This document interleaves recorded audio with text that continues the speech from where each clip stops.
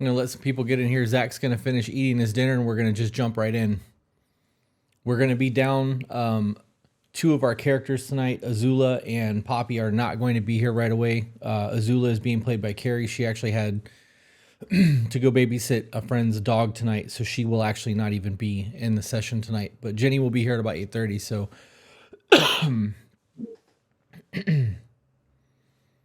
Oh, look at Zach with the commands. Ooh. You see that in the chat? Holy shit. Yeah. We set that up the other day. Well, by we, I was like, hey, we should do this. And he's like, I got you. And he did it. That is awesome. And it should be able to be done by anyone. It shouldn't just be a moderator. It should be anybody that's looking to get information on the commands or on the players. Much excited, much excited. Dude, I'm kind of loving that banner. Yeah. I'm gonna put it in a fucking journal. I got that. I paid for that shit through Etsy. We have a combat screen too. Let me pull up the combat screen so you guys can see that. Look at that. Just for a D&D fucking notebook. That's nice. Yeah, I'm pretty pumped. I'm gonna switch the Twitch over to my other screen because I'm gonna want to stare at it the entire fucking time. Are you guys able to hear everyone, or are you only able to hear me and Peach?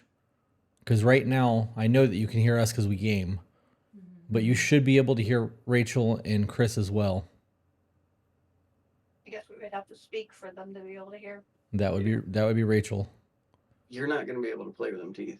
That Drogo's too quiet. You have a very severe lisp. I So do. either you need to pronunciate. Enunciate, honey. Whatever. Whatever. Enunciate. Just fine with my teeth. Your chin. I think he means say your fucking words. Danish said that Chris and Rachel are a little too quiet. So I don't know if you guys have a way to turn your mic up on your end, but I've got Chris maxed out on volume on mine. So that'd be through Discord. Settings. Let's blow some fucking eardrums out.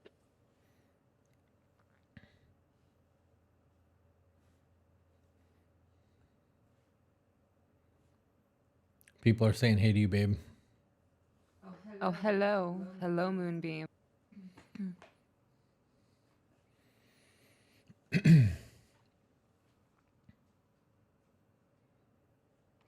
The nerd in me wants to spoil the entire campaign and just tell you guys all about the cool shit that I've done in the game and like all the stuff that I've built and all the cool things that I've got planned, and I won't. You can't. But I want to.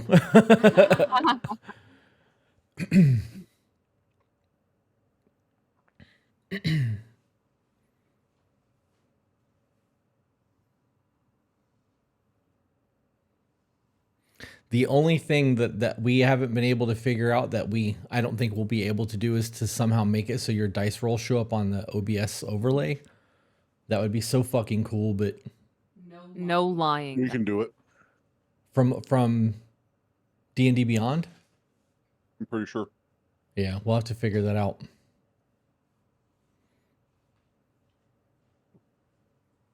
Hello, Rose. Ombre. This cheesecake is subpar. Yeah, well, I mean, it came from Buffalo Wild Wings, so I didn't expect it to be amazing. They forgot my caramel. They forgot the ranch, too, so they are scrubs.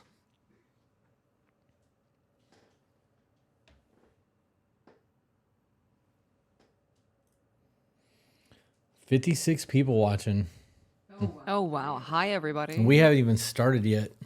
We're waiting on Zach to finish eating, and then we're going to jump into it. Enable 3D dice, I believe, when building character sheets. The issue is that I can see their rolls. I just can't show them through OBS right now. Shows 65 on my end.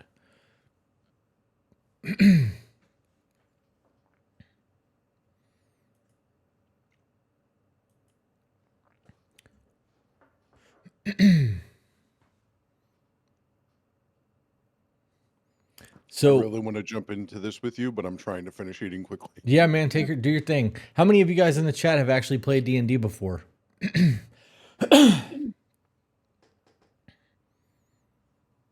And how many of you need to know any about, like, did you guys watch the homebrew rule thing? I play every Friday. So do we. I have not. I have. I want to get into it. Me, I started using the PTFE tape on my gauges. They made a big difference. Thanks for the advice. You're welcome. I haven't, but I want to. The next 2 hours I'm at work, so I'll be in and out of the chat. I've watched everything. I want to get into D&D so bad. New to this, yep. Have not watched your homebrew thing yet. So there are things that we do with the homebrew. If you guys roll a natural 20, you will get max damage, and then you still roll your dice. So if you have 2d8 as your damage dice, then you'll be able to take 16 points of damage to whatever it is that you're hitting, and then you still roll your 2d8 and add that to the roll. So you end up getting paid well when you roll a natural 20. Now, if you roll a natural 1 while in combat, the creature that is attacking you now has advantage on the roll on its next attack against you. So there is an ebb and flow with the crits. There was a whole bunch of other things that I laid out in there, and I can't remember all of them. I know they're just my normal gameplay shit, so like I don't want to fucking run through and like confuse everybody with stuff, but I feel like I should probably pull that cheat sheet up.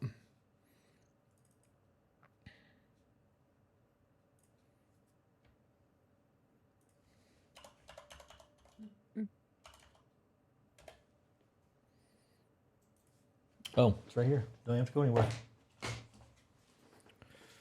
Yep, because I wrote it all down. Wrote it down.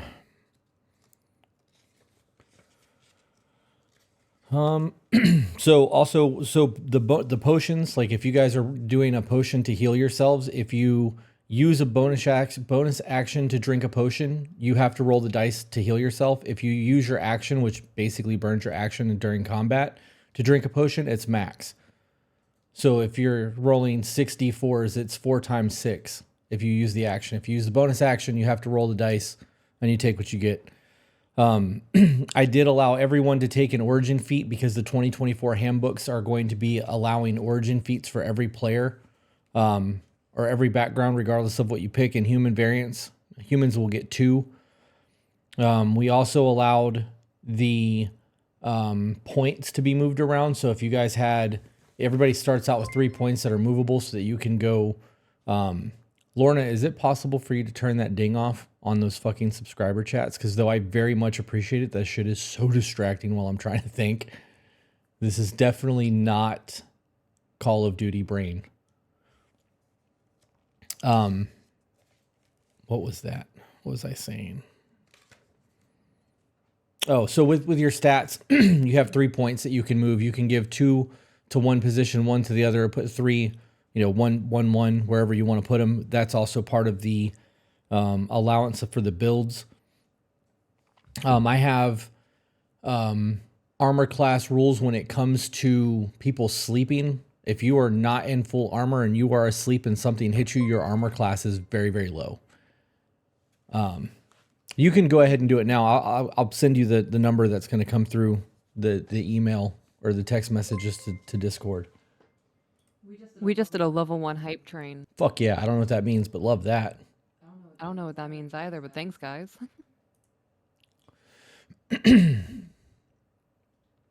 Hello, Julie.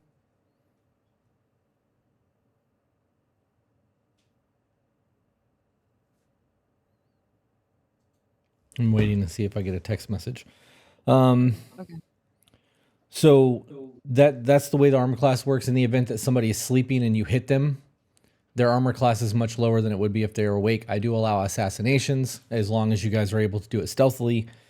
So that makes combat a lot more tactical and a whole lot less roll for attack, roll for damage. It makes it so you guys want to actually play the game.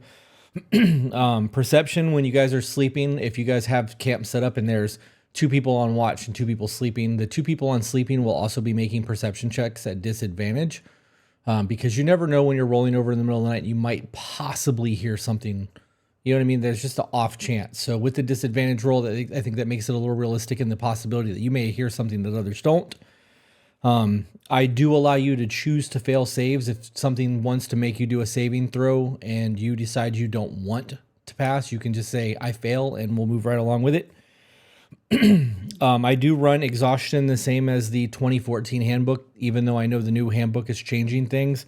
But I am taking some of the points or the play away from the 2024 handbook and making it so that if you take points of exhaustion, it also slows you down. So it will affect your movement speed. And those are the important things from this. Level 2 hype train. I don't know what that means, but it's higher than it was. Hey. Oh, new subscribers. Hello, new subscribers.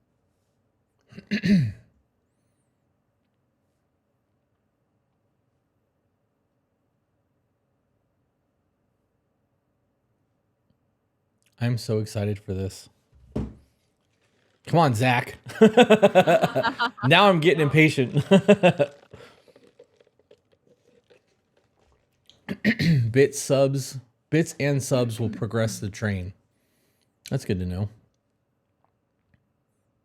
Am I able to give myself bits? Does that work? Can you do that?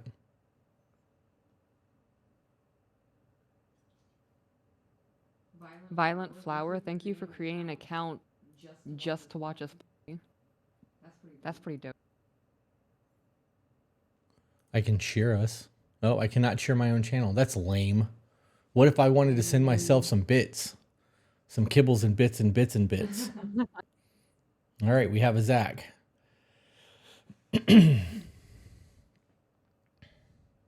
My go-to character is a half-elf warlock. All right, so I think we should start first with what everyone's name of your character is, what you're playing, and what your character looks like. Okay.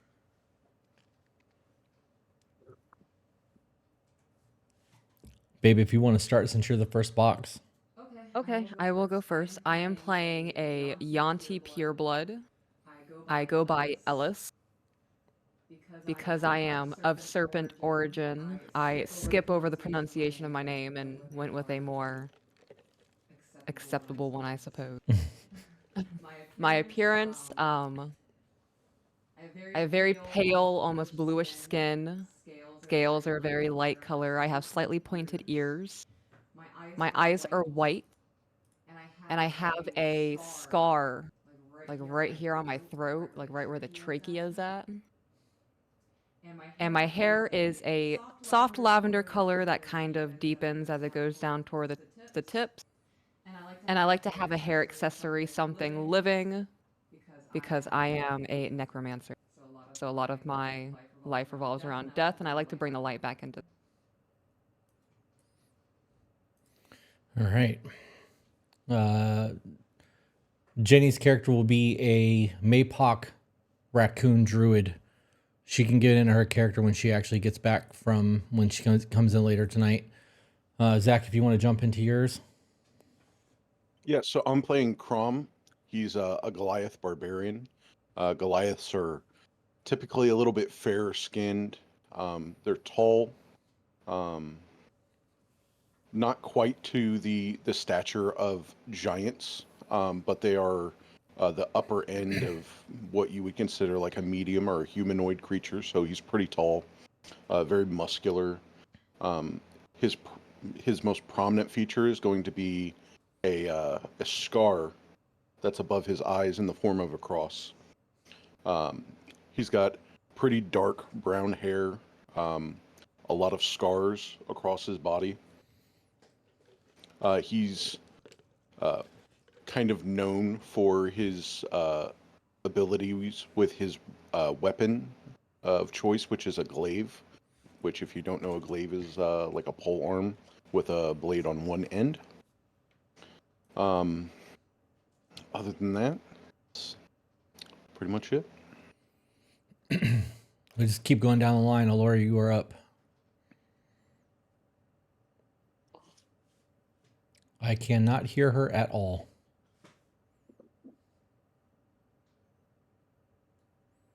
So much for that mic check. Try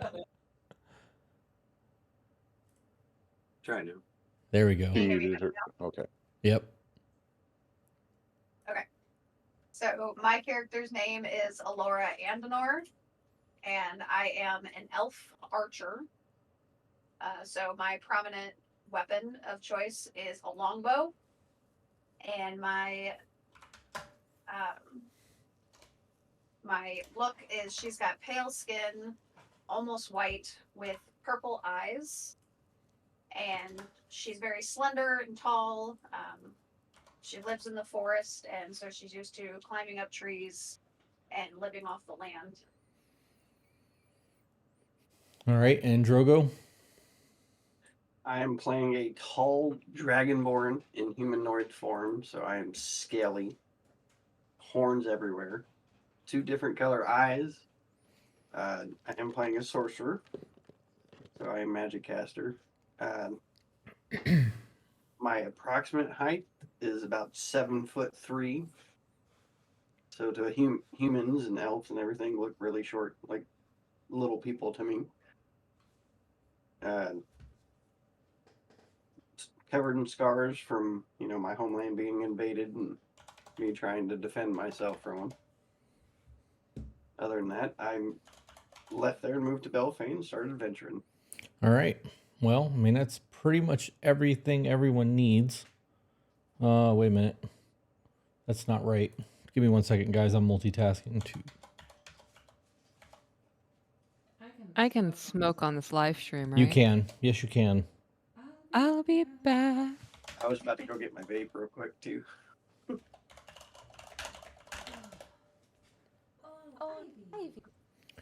All right. Carrie will be playing an Asimir Barbarian. She has never played D&D before. Rachel has never played D&D before.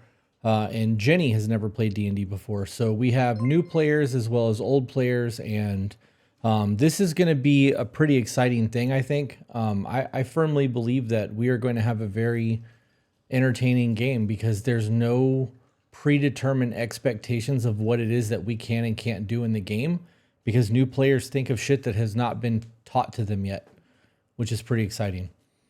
So with that being said, you guys are going to be starting tonight's session in the Kingdom of Belfane. Belfane has a very vast and diverse kingdom. It's located in a temperate region, boasting a rich tapestry of landscapes that range from rugged,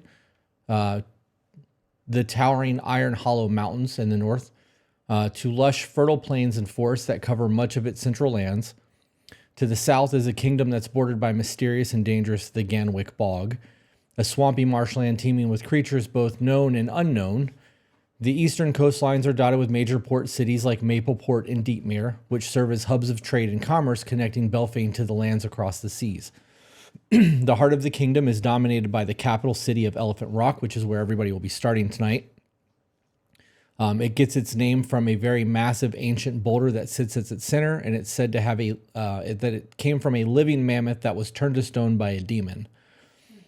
This city is very politically and culturally diverse. There's a whole lot of nonsense that happens here that can be messed with and played with and altered. And I am this is your world. Do what you want with it. Just know that everything that you do may have consequences that could affect you guys long term. But fucking do what you want. I love that. But the city is the political and cultural center of the continent of Belfane, and it's home to the Royal Palace, the Citadel, and the prestigious Doros Institute of Magic. There is robust economy here. It's driven by agriculture, mining, and trade. Because of the crops that are all around the city, food is in abundance. This is a fairly wealthy place. The government and politics here, Belfane is a monarchy. It's currently ruled by King Alden Greyheart. This is going to be relevant for you guys. The king is advised by a council of nobles, military leaders, and powerful wizards that ensure the kingdom is governed with a balance and a martial strength. There's magical knowledge and political acumen. The Black Cloaks, which you guys will be probably intervening with at some point tonight, are the king's personal guard. They're elite enforcers, and they maintain order in carrying out the king's most secretive and critical missions. The kingdom is divided into several regions, each governed by a noble house that swears fealty to the crown, and these manage the local affairs, collect taxes, and maintain their own military forces though they are all subject to the king's authority. I'm not going to get too much more into the world that's being built because I want you guys to actually play in it versus me tell you a story. So that's the pertinent information. Everybody, when you created your character sheets, got a letter. I'm just going to read the letter and then we're going to just jump right into the game. The letter reads, by decree of His Majesty King Alden Greyheart, sovereign of the Kingdom of Belfane, protector of the realm, and guardian of the Azure coast, you are hereby summoned to the royal palace in Valoria with utmost urgency. Your valor and prowess have reached the ears of the crown, and your presence is required for a matter of grave importance and unparalleled significance. The Kingdom of Belfane stands on the precipice of a great endeavor. We have received credible intelligence regarding the fabled island of Stormhaven, a land shrouded in myth and peril. As you are undoubtedly aware, the island is surrounded by relentless hurricanes and treacherous seas, making any journey to its shores a formidable challenge. At the heart of this venture lies the quest for the luminous souls, a legendary flower said to possess extraordinary magical properties, capable of healing the gravest of wounds, granting immense power. And granting immense power. The flower is not merely a legend, it is a beacon of hope for our kingdom, and its acquisition could turn the tide in our favor in these uncertain times. Enclosed with this letter, you will find a royal seal. Present this seal upon your arrival to the royal palace gates, and you will be granted immediate entry and audience with His Majesty the King, along with High Chancellor Elwyn Myrath, who will provide you further details and the necessary resources for your expeditions. Your bravery and skill have earned you this call to service. The Kingdom of Belfane places its trust in your capable hands. May your journey be swift and your path be clear, and your heart steadfast. In service to the crown, High Chancellor Elwyn Myrath. Zach, I'm going to start with your character since you're probably the one of the more experienced D&D players here.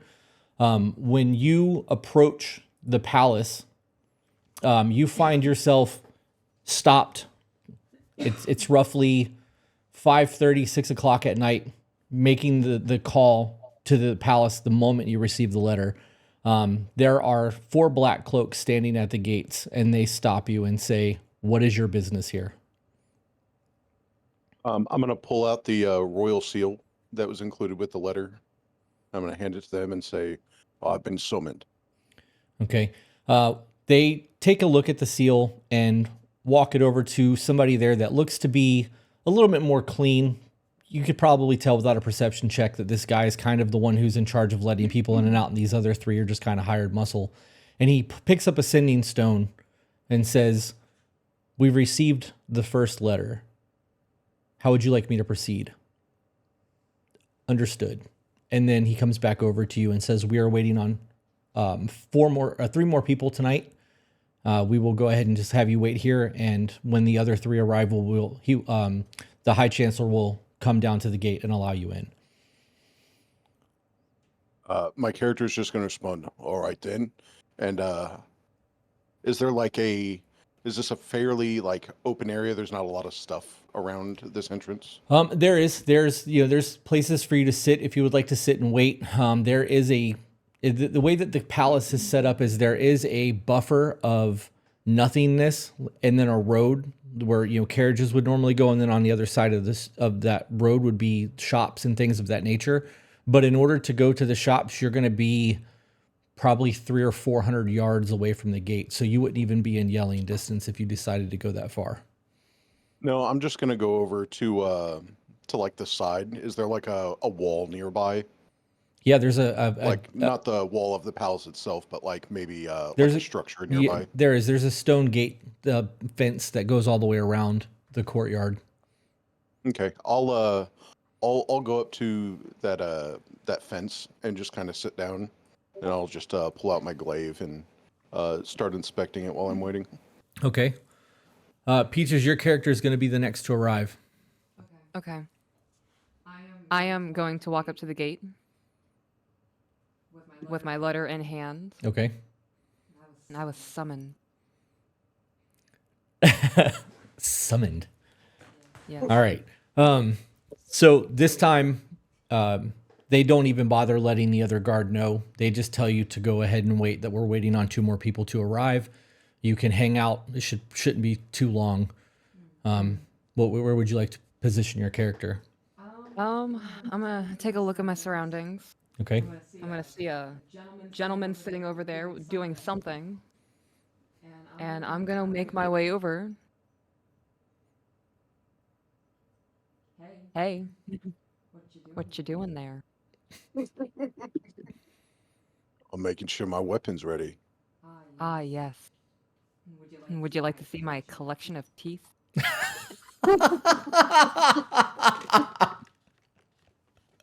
I'm gonna look up at her. Is she smiling at me? Are you smiling, babe? Yes, like I'm trying really hard to make a friend right now. Okay. So you're showing your teeth in your mouth to me, correct? Right now. No, not my personal teeth. Right, but you're. Right. Can I see your teeth? It would be my question. Yeah, like that. Yeah, those are nice teeth. Ah, yes, these. I take very good care of these. I meant the ones I keep in a jar. Oh, sure. So that I just carry on that interaction. Okay. Do we want to play that out? hold We on. can play that out. Yeah, Absolutely. hold on. Are you showing me your teeth collection? Yes. Yes. I would like to From- see if I can determine what kind of creature the teeth came from. Okay. Make a nature check. The fact that I have a fucking jar of teeth on my elbow. Oh There we go. fuck. That's a 17. Yeah, I mean, you can tell that most of these come from people. I would say there's probably some high elves in there, and there's some in there that you don't recognize. I'm gonna point out one of the ones that I don't recognize. What's this one from? Ah, yes. This was one collected long ago in my family. It's actually a cult. From my great grandmama. She said that this is from the lore. Grand beast stalking in the woods. My grandfather told me a toad, but I'm not sure. Toads have teeth? Some, he said. Some. Fair enough. Yes. Would you like yeah, to try to identify the tooth? No, I'm gonna take your character at its word. I'm more amused than anything. Ah, yes. Fantastic. Do you like the collection I have? It's a fine collection. How did you come upon most of these teeth? Ah, yes, this question. I love this question. So, You can see when he asked that, his mouth kind of perks up a little bit and like a little bit of a smirk. As if almost as if to say, I've had quite a few teeth I could have added to a collection. I just never thought to keep them. so you're flashing a smile? Just a little smirk, just a little upturn Okay. in the corner of the mouth. Fantastic that you do that, because my next question was going to be, in case anything ever happens, say in battle or something, and you lose a tooth, may I have it?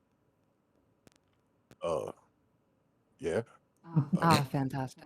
I don't know Fantastic. what I would do with it. I Since mean, it's key. I suppose so. But your question on how I accumulated this very fine collection of jewels. I come from a cult, as I said prior. We are all necromancers, so we take a lot of pride in caring for death. And I find beauty in all of it, and every tooth tells a story. Some of them say chicken. Some of them don't. Chris, can I roll to see if I know what The fuck nine she's talking hells about? No, I just want to know if I know what necromancy is. I heard a big word. Pretty sure I would have latched on to it. Yeah, make a history or religion check. Yeah, those are my specialty. Oh, apparently they are. That's 15. Yeah, you know that she deals with um a religion that is known for at times raising the dead.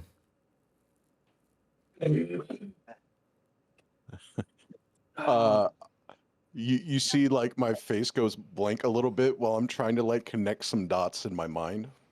I see you are confusion. No, I think we're in a similar business. I think you deal with the product that I make. Ah, yes. Jesus.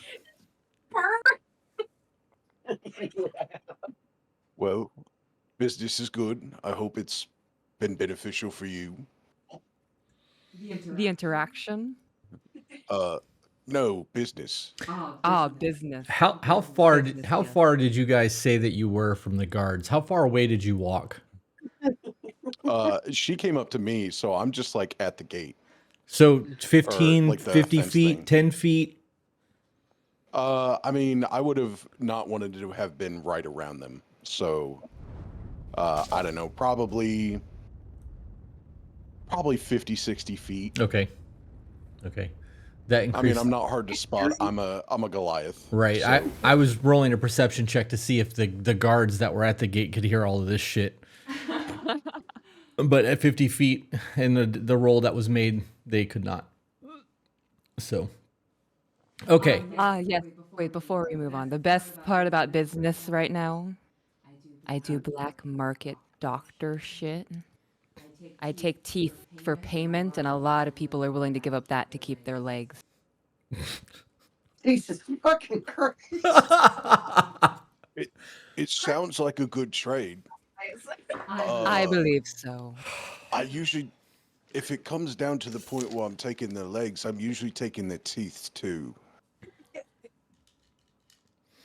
So maybe you're not getting many of my customers. At least it's fruitful. I'm glad you're doing well. Oh, I can't complain, other than it's been a bit boring. Boring. It's everybody's so small. Ah, yes. Tiny. Right as you guys are talking about people being small and tiny, you see a 7-foot plus dragonborn approach the gate for the guards. I'm gonna start smacking them. Look! It's a big one.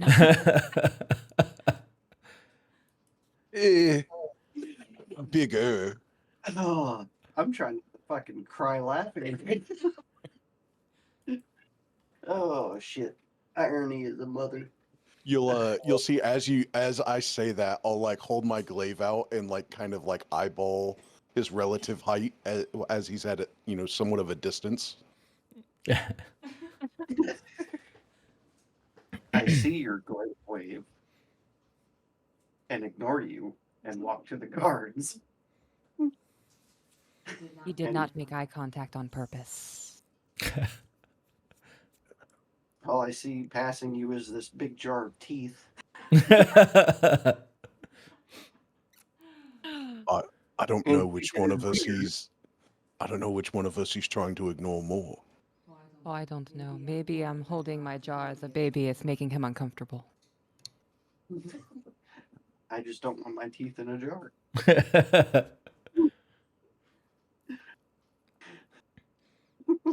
I don't know that being rude's a good way to do that.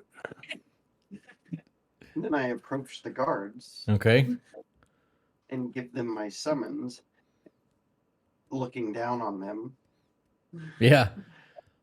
So the guard takes your paper, looks at it, looks at you, looks at them, looks at the guy in charge, and the guy in charge is like, he goes, you'll have to wait over there. Clearly uncomfortable. Clearly uncomfortable. You've got at least 2 foot on this guard. Then I say, fuck. Walk over towards the other two sitting at the gate. Okay. Preemptively, since dragons and dragonborns grow teeth back, I just rip one out of my face. Just for condolences and give it to her so when I die, she does not try to rip one out herself. Oh my god. I'm going to need you to roll a d8. Offer it as a peace offering. As a peace offering. That's an 8. Oh no. So, how far are you away whenever you start doing this? Right. As I'm walking to you, because I just think it's weird and I don't want a necromancer. Well, you're like 50 feet away, right? So do you like do it as soon as you turn around, or are you like 10 feet away when you start this little? Well, it's a dragon tooth. It takes a minute, so I'm sitting here yanking on it as I'm walking.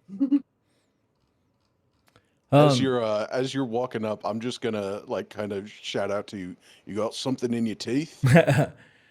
Yeah, so as he's walking over to you guys, you see him wrenching really fucking hard on his mouth. Yeah. Dude, you're gonna take some damage for that. I was gonna like you pull your teeth out. That D8 was to see like how hard you had to pull to get that teeth to come out of your mouth, that tooth out of your mouth. I'm so uncomfortable right now. Guys, in real life, I don't do teeth and eyeballs. This is making me super uncomfortable. Oh, maybe Crom and Ellis are a bad combo for this DM. Maybe. Maybe. Let's see. Let me roll your damage real quick. You successfully pull your tooth out. I'm gonna die from ripping a fucking tooth. Nah, I'm not gonna make you take that much. You're gonna take 3 points of damage. But you are now bleeding, and as you try to say hello and talk to them, there is blood spurting. Just steaming all over. It is indeed coming out of your mouth. Yeah. So as he's approaching, I'm gonna reach into like my bag that I have on me and pull out a little vial Mm. and just kind of like catch some of it and be like, "Yes, thank you for this. That was very uncomfortable to watch." And then cork it. You're collecting my blood. Yeah, and your teeth. Like, what the fuck? Oh, I have to say, I've seen a lot of unconventional customs. That takes it. Can I get the 3 of you to make a perception check, please? Am I rolling a d20? Yeah, roll your perception check. D20 plus your perception modifier. Wow, it's 6. And to be fair, I'm a little distracted. my fucking perception's a 0, so What'd you roll, Chris? 7. All right. Yeah, none of you catch that one. Okay, you guys are a little bit too far away, but just know out of game that one of those guards witnessed all of that and is retching. I am not the only one that's uncomfortable right now, guys. Just saying. Just over the head. That's throwing up. funny. I'm just I'm gonna say in giant. I'm just gonna say the word respect. Yeah. As I approach them, I hand her the tooth and say, "Please don't take any more." It's the only one you get. And introduce myself to the both of them as the sorcerer, a chromatic dragonborn, and give them my name and where I come from. Okay. I'm gonna point over to the snake, and I'm gonna be like, "This is who are you?" Ellis. Ellis. Elith. Yes. Okay, Elith.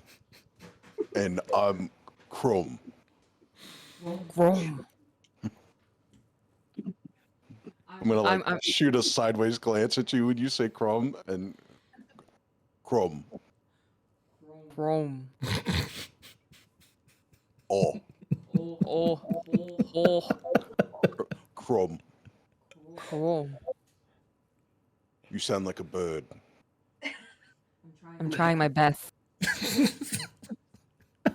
Fair enough. How tall is this fence? At least 10 feet. You can't see over the top of it. It's to keep people from jumping over the wall and entering the courtyard. You could definitely grab the top of it. At 7 foot, you could absolutely do that if you would like to try to do that. I wouldn't recommend it, but you can absolutely try to breach the wall if you would like to. No. I was thinking about sitting on top of it, but I will sit next to them to get down to their level. Okay. As you guys are having this really fucking weird interaction, a silver-haired elf glides elegantly to the gate, looking completely unlike the three misfits that are currently over here. As you walk up, Alora, there is a man at the gate retching, like projectile, and his mate that's there was like, right there, ma'am. Just stay right there for just a moment. Get yourself together, man. The fuck? What is your business? Dude's still puking. Without saying any words, I pull out the seal and Don't hand do it to that. him. Without saying any words, you pull out what? Pull out the seal Okay. and hand it to him while I look over at the whole tooth, bleeding mouth, dragonborn happening. 50 I'm feet holding the away. tooth up in the sun, just inspecting it. While I'm watching all of this, watching him throw up, just observing the entire situation that I clearly missed. Yeah, this whole thing is a mess. Upon taking your letter, your seal, he walks over to the dude who is clearly in charge in all of this, and you see as he picks up a sending stone and says the fourth seal has just arrived. About 3-4 minutes later, a man walks to the gate with 6 guards with him. He is wearing the colors of the king and is surrounded by black cloaks. He introduces himself as the High Chancellor. You guys have all been in the area for a little while. You kind of know who this guy is. He is the equivalent of the hand of the king when it comes to pressing matters outside of the kingdom. He does have a reputation that precedes him, and he says, we are still waiting on 2 more that will not be able to join us tonight from the information that I have been told by my captain, but I would like to escort you in to meet the king. By the time he starts entering you guys into the castle, the sun has fully set at this point. It is evening. This is not a normal type of interaction. Normally, when you guys would, if there was ever a summonings or anything that's going to be happening with the king, it would be happening during the daytime. Let's have perception checks from everybody as you enter the gates to see what you guys catch in the courtyards. Is D20? Yep. Plus your perception modifier. 14. Okay. Zach, you are I got it. muted. I got an 18. If you click on your bonus for perception, it'll automatically roll a perception check for you. What? Yep. Oh, look Yeah. at that. I have a 0 works. perception anyway. It works with saving throws and everything too. Yeah, attacks all of it. So you were at an 18. Babe, you got a 14, you said? Correct. Alora? 19. I I got a didn't 14. I didn't catch what she got. 19. Okay. Zach and Alora, you guys, there's no one out here. Like, other than the 4 guards that are at the gate, the 6 guards that are with the High Chancellor and the Chancellor himself, there's nothing in the front courtyard area. And you're seeing that, like, you're noticing the windows as you're walking up to the castle, that there's not a whole lot of candles burning or fires burning in any of the rooms. It's fucking eerie. Being that this is not a place that any of your characters has ever been before, the high perception lets you know, like, is why I gave you guys the information that things are not quite right. But you would think that this is a kingdom, like there's a king in here, and there would be people, part of the court, that should be cheerful and drinking and having fucking meetings, and there should be goings on at this point. It's like 7-8 o'clock at night. The castle shouldn't be empty like this. When you guys make your way into the entrance of the castle, You go probably 30, 40 feet, and the High Chancellor takes you into a hidden passageway. He walks you guys through the castle for probably 35, 40 minutes in between rooms, and you're going up and down, left and right. You probably traverse maybe 5 different stories going up and down. You guys get the idea that you are being taken through here to confuse you, because you are now in a part of the castle that most people don't see or even know exists for that matter. And he's trying to make sure that you guys are not able to make your way back through here in the event that you ever make it back into the castle. When you guys make it to where you're going, you find a door that is well lit by a torch, and there are 2 guards on the outside of it that are also black cloaks. I wish Jenny's character was here, but she is not. So, when you guys get there, the High Chancellor is recognized, and the High Chancellor enters the room, followed by the 6 guard, and then the 4 of you are ushered in. When you walk into the room, you are expecting to be led into a throne room, and instead you are led into a massive bedroom. And in this bedroom, you see the king being propped up by a pillow. The chamber's dimly lit, and the flickering light on the hearth casting deep shadows across his face, accenting the hollows beneath his eyes and the pallor of his skin. Around him, the room is filled with a low hum of whispered prayers, and then the soft rustle of robes as his closest advisors are kind of standing in the shadows waiting to be told what to do. Excuse me. The king takes a deep breath, and when he does, you can hear a raspy, almost like a pneumonia-style deep breath. He's not well.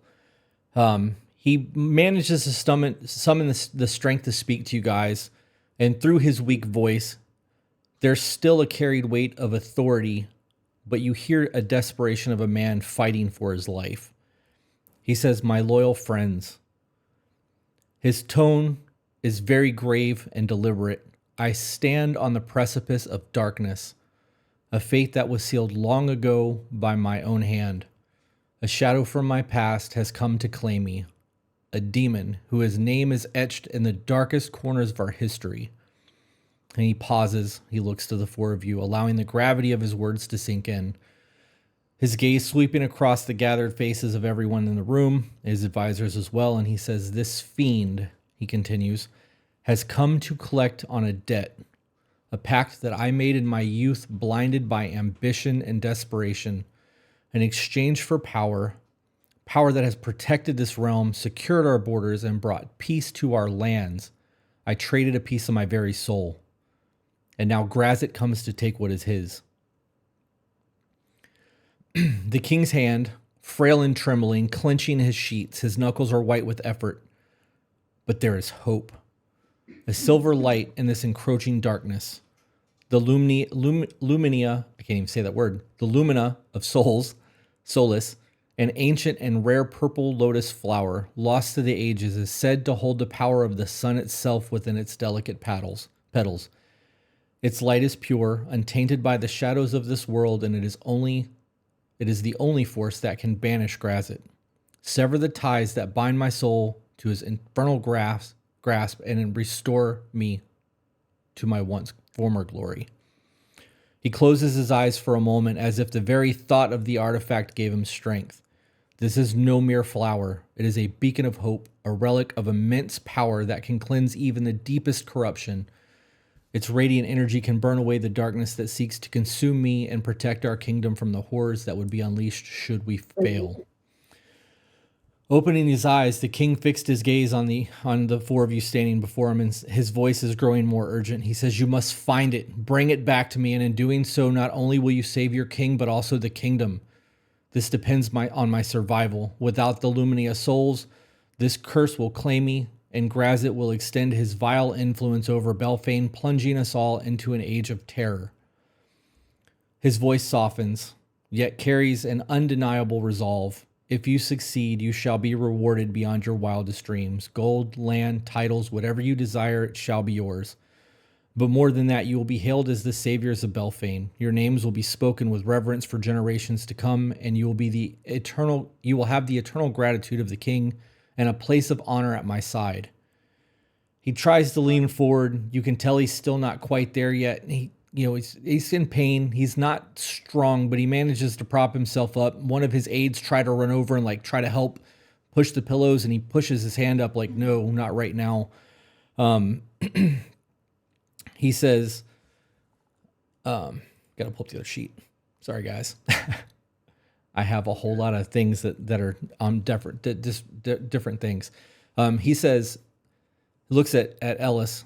You have been summoned to this mission for your renown in the city as a healer. Not like our normal clerics, you work with those who are less than desirable, and we have been watching you for a while. We know of your dealings in recent movements. This could be a task well suited for you if you're willing to accept it. He looks at Crom. Your stature in our gladiator pits, fighting for money, has been entertaining to say the least. However, your skill in combat is wasted fighting here in our city. The mark on your face, my sages, tells me is a mark of exile. You have no clan, no family, and your life in a fighting pit seems meaningless. I offer you so much more than the name of a brawler. I offer you a chance to live forever in name. You may even call it redemption for what sins haunt your past. He looks at the Dragonborn Drogo. I have heard that you are very persistent when giving a task, and no matter how hard or how long it takes you to accomplish it, once you set to task, you are one to see it through. The mission can utilize that kind of relentless drive. He looks at Alora, the silver-haired nomadic woman, and says, you have made quite the name for yourself as a hunter, a tracker, and your furs are being resold in our wealthier districts at a premium. Your tracking and hunting skills will be necessary for this path ahead. He says you will be met by Poppy, an emissary for my court, who has been bringing information through, and she has given us the information necessary to put this band of adventurers together.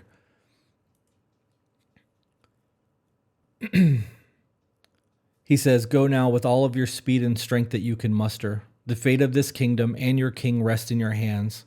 Find the purple lotus that holds the light of salvation and bring its power back to Belfane before it's too late. The room falls silent, the heavy weight of the king's plea hanging in the air.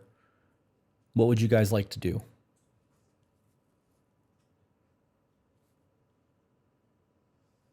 I accept, my lord.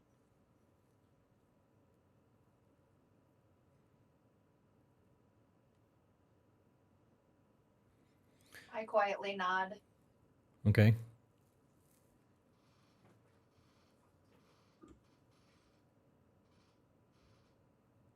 I take a moment and pause and then tell him, for this once, a human has swayed my heart, and I accept. Crom. I will remove my glaive from my back and just beat the butt of it against the ground. Okay. I don't have anything else to do. Let's do this. All right. The High Chancellor comes and starts to kind of usher you guys out of the room. As you guys turn to leave, the king lets you know, we have sent 4 parties before yours, and none have returned. This will be dangerous, but the reward is great. Weren't even first draft.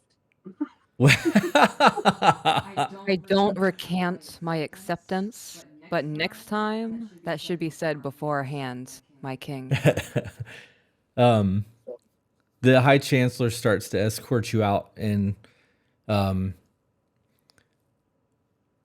as you guys get back into the hallway, he explains to you that this is the first time the king has spoken more than, simple words: water, food, bathroom, and in the last 2 weeks. The king has been plagued with nightmares. He wakes up screaming until his voice becomes hoarse. And the crown is willing to provide you passage via the albatross a ship that will be in the docks in the next 2 weeks. Thank God, because albatross to me is something different. A big bird. It is. Yeah. I would like to kind of break in there and just ask him, how long does the king have? We don't know. If the king passes, what happens to us? Well, if you return with the purple lotus, whether the king is alive or not, you will still be rewarded. His son Dorian will take over. Make a history check, babe. It's a D20. Yep. Just click the history number, the plus whatever is next to your history. 11. You know that from the interactions that you've had that Dorian taking the crown right now would be pretty bad for the kingdom because he's kind of a piece of shit.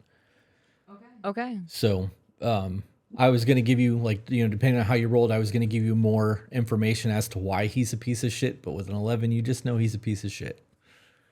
Have I heard anything about Dorian in my time in the city? You would have actually probably seen him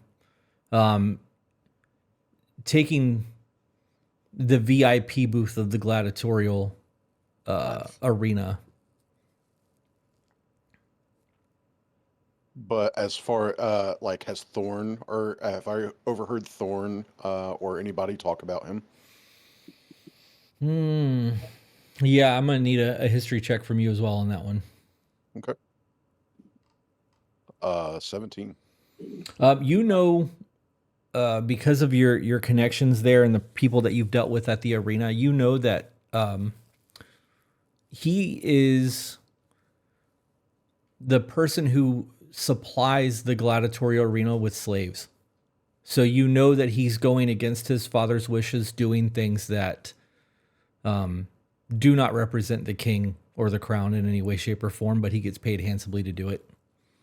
That's fucked. It is. He's a piece of shit. Then, knowing that information at this point, I'll say, well, then we better make sure we get back before the king passes. So because we have two sorcerers in the group, the High Chancellor pulls out a folded piece of paper and just extends his hand with it. One of you taking it, I don't care who takes it, but one of you takes it from his hand, and when you look at it, there is a circle of runes. And you two can make an Arcana check to see if you know what this is. 20, right? Yeah, D20. I got a 18. Okay. You got a fucking 8. Babe, this is a teleportation circle address. You have seen this in your clan, Okay. but the runes are different than the ones that you are familiar with. So you know that it's an address for a teleportation circle, and you get an idea that every one of these circles may have a different address. Okay. He informs you that this will get you back to the castle, but be careful when you come in. Do not leave the teleportation circle until you are released. Because, go ahead. How do I know when we're released? The guards who protect that room will let you out. Ah, yes, the guard. And all of these circles, can you... I'm not good with cardinal directions, if you catch drift. So what is this?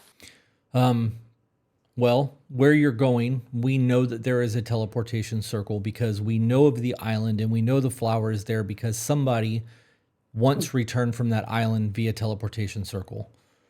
Right, but you said that I don't fully understand all of them. Well, so they're different than what you would see at your tribe or your clan because it's a different address. It's like a phone number. Okay. So you like a different area recognize the code? runes, right? But it just doesn't dial to your clan. It dials to the king, to the castle itself. Okay. So it is a permanent teleportation circle that you can basically pop into whenever you want or send things back to the kingdom. So like the High Chancellor informs you that because of the king's predicament, because he's not well, if you do find the flower, you can teleport it back, using the teleportation circle so that we can heal the king quicker than it would take for you to leave the island. But you also get the idea that he's telling you that without this, you're not going to be able to leave the island. Mm. Is there anything that I can provide the group before you make your way to the Albatross? The groups that went previously, the ones who didn't make it back. Do we know at what point they went missing? We don't. We do know that the island is surrounded by hurricanes. We know that it is very difficult for ships to even land there, and rumor has it that you can't actually get to the island. We know that that's false. We know that the island is inhabited because somebody has returned once in the history of our kingdom. We don't know if it's a wives' tale, but we know, we believe our history books tell us that it is possible to get there, and it's just very dangerous. Yes. Yes. This is more a me thing. Okay. So, a dragonborn in humanoid form, am I able to sprout wings and fly? You will be able to do that at later levels. You can't do that right away. Okay, because dragons can carry a heavy weight, so if we need to get somewhere, I can carry everybody. Yeah, you'll get a fly speed later levels. You don't get it in the beginning. Okay. Because if everything else went to shit, I can just fly everybody. But if it's at later levels, then Fly us out. yeah, I can fly us out. Well, I mean, you'd be able to get out maybe if you could fly over the storm. But getting back, I mean, you guys are going to be, since you're asking this, you guys are going to be months at sea. This isn't going to be a quick voyage. These texts regarding the island, can we have access to them? Research. You can return tomorrow and I can have them prepared.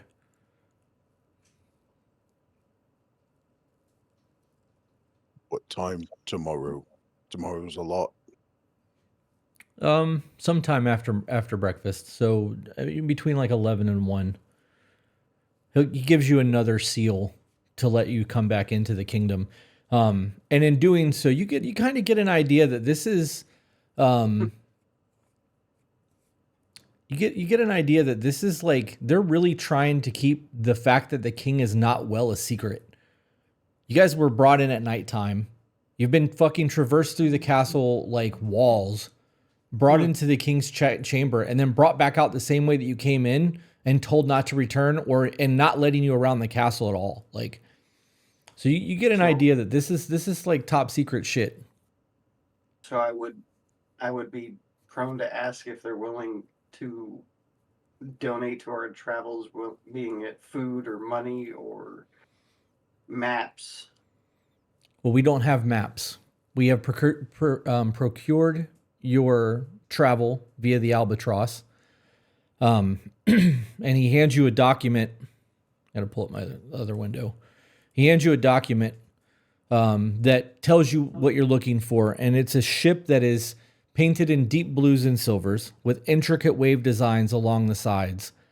The figurehead is a majestic sea serpent, symbolizing the ship's resilience against the sea's fury. He tells you that you're going to be looking for a water genasi who goes by the name Kane. He's the captain of the ship. That takes care of your passage. You won't have to pay for anything there. All of your food will be taken care of on the way there. You are going to have to find your own way back off the island, though. Will they aid us in food for the estimated travel of journey through the island? If there's food still there, yes. You'll be able to take whatever you need off the ship.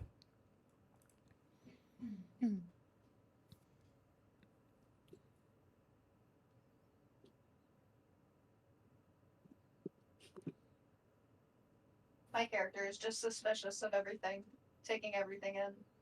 Are you guys like poor or something? You seem very worried about food. Not or Some of us I grew am up in the forest living off the land and didn't grow up in the gladiator ring. Crom. and I'm a dragon. I eat anything. I also grew up in the forest and in the hills. Do you think they took a child and threw him into the ring? Yes. Yeah. A child. Baby teeth. No, I'm just kidding. They all fall out. I thought we were over the teeth thing. No, we're not over the teeth thing. Will you be collecting Ellis teeth through our journey? Ah, yes. And I thought bones. you. I was gonna ask. Hair. I thought your name was Elith, but the king said Elith. Elis. The king is clearly not well. Okay, Elith. Yes. Chrome. Throne. The High Chancellor is starting to get kind of annoyed at all of this while this is happening because he's standing there and he's like, if there's nothing else, and he kind of motions towards the gate. I give him a stern look of disappointment in turn. Are you rushing us, Chancellor? I have other things that need my attention this night, and Ah, yes, you are dismissed, good sir. oh man, hang on, I have to see how he takes this. I guess that's a cue to leave. Make how are you trying to perceive that to him? Is this like a fuck you, or are you trying to? Let's go with charisma. Like I want to be like kind of like goofy about it. Okay, make a persuasion check. Persuasion check. Yeah. Okay. I was wondering if you're trying to collect his teeth. 18 plus 6, 24. Yeah, he looks at you and he's like, "Very well, ma'am, very well," and he just kind of turns and goes about his way. There are still 6 guards there waiting on you guys to exit the gate, though. Like they're not just standing there guarding. Like they're specifically waiting on us. They're standing there guarding so that you don't go back into the tunnels. Ah, yes. So you're paid to be here. I give them a look like, you mortals, I could kill you in one fell swoop, but I will not. All that from a look, huh? I mean, when you come across a 7-foot plus dragonborn, I mean, what are you gonna do? You're not that tall. Your claws are bigger than your head. Roll my I'm eyes, I'm pretty big. playful banter, and leave. Okay, so Alora starts to make her way to the gate. Okay. I follow suit. But not I'm gonna before curtsy to the guards Okay. Small and do like a little skip behind them Okay. in my own little world. I'm gonna imitate whatever Elith just did. Apparently, she just got a small bag of teeth. Yeah, before I stop by Elith and I give her a small soft pouch, and inside of it are wolf's teeth from my hunts Yes. as a gift offering, and I continue to leave. Zach, make a performance check. Let's see how well you skip behind.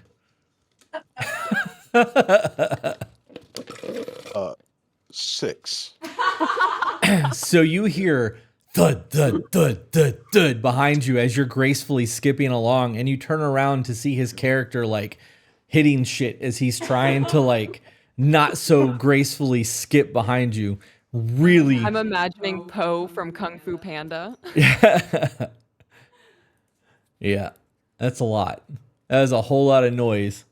That's fun. Are you talking about me? No, talking about Crom, and you can No. hear the guards snickering like this was very entertaining for them. This was the last thing I they can hear them expected. snickering? You can hear everyone is giggling at you right now, dude, because this is the exact opposite anyone would have expected your character to have done. Because you're known. As soon as the snickering starts, I'm going to land on that 1 foot and immediately turn around. Everyone stops. And I look behind me with Crom. And I'll just slowly turn around. Take 2 steps and then immediately turn back and look at them again. And I would like to make an intimidation check if I may. Okay. While he's doing that, I'm kind of doing like a slow ballerina twirl. Yeah. Just waiting to see what happens. Yeah. Okay. It goes so poorly that I lose my balance as I go to turn and just like lean over to the side and like get my balance and then stand back up. That's funny. Yeah, they're definitely not intimidated. They know that your renown as a gladiator in the arena is a lot. But there are 6 of them standing there, 4 more at the gate. And you know that the black cloaks are actually they're pretty fucking like potent when it comes to their abilities. So they wouldn't have been afraid to fight you 10 on 1. 1 on 1, you probably would have intimidated one of them a little bit, but they've definitely got you in action economy. So I'll kind of, as I stand back up and back on 2 feet, I'll kind of like brush my my pants down a little bit. Be like, yeah, you guys can't even fucking watch somebody take out their own tooth.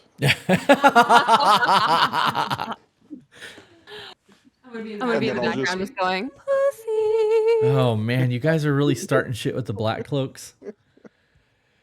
Okay. And as he does, I turn around and blow smoke out of my nostrils. Don't choke. Listen, there has to be some level of arrogance here, okay? There definitely is. There we definitely are going is. to do a mission that like we're 4th string on. Probably gonna die. What are they gonna do to my? What are they gonna do? You guys hear Somebody's gonna collect your teeth. you hear the captain at the gate go, "I fucking told you to clean that up."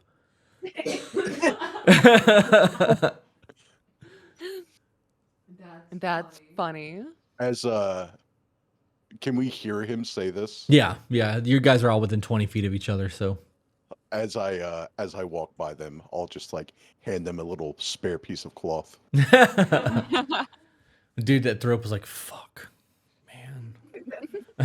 And I'll just like point to the corner of his mouth. Miss a spot.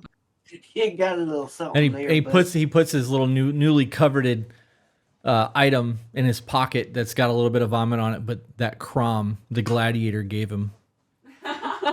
Like a souvenir. Yeah. Well, what would you guys like to do? The evening is yours. I would like to take everybody to the tavern. Ah, to get yes. to know everybody. Do I know of any events coming up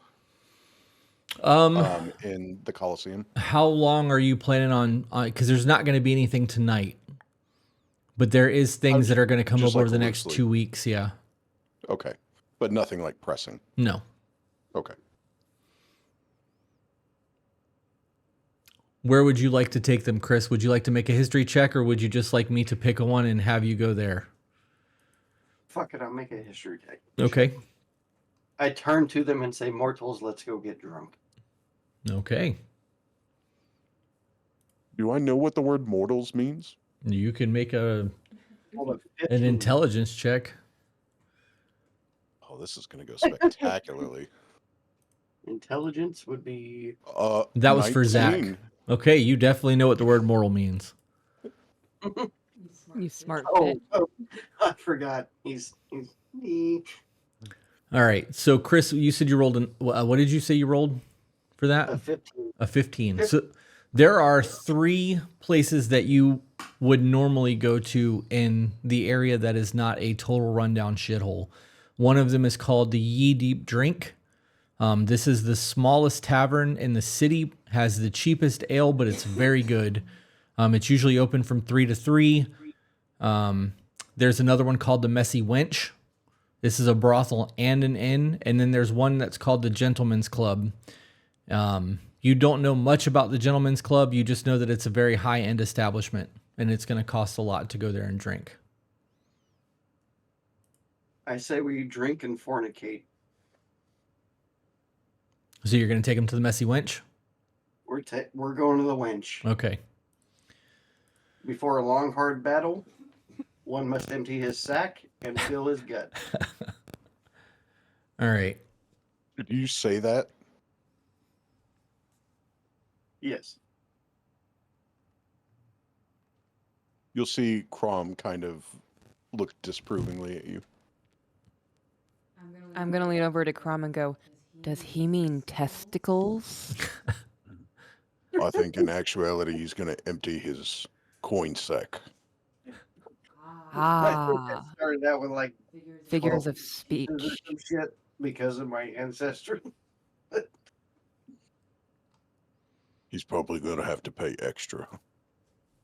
How does that work with dragons? I don't know. Dragons have penises, damn it. Do they? I mean, Wait, did you just say, wait, can he hear me whispering to Crom? He can absolutely make a perception check if you were whispering. He's gonna have to roll for it. Okay. You want a D20 on that? Mm-hmm. Yep. My perception is shit anyway, but I rolled a 20. You rolled a natural 20? Yeah. Yeah, you heard all of it.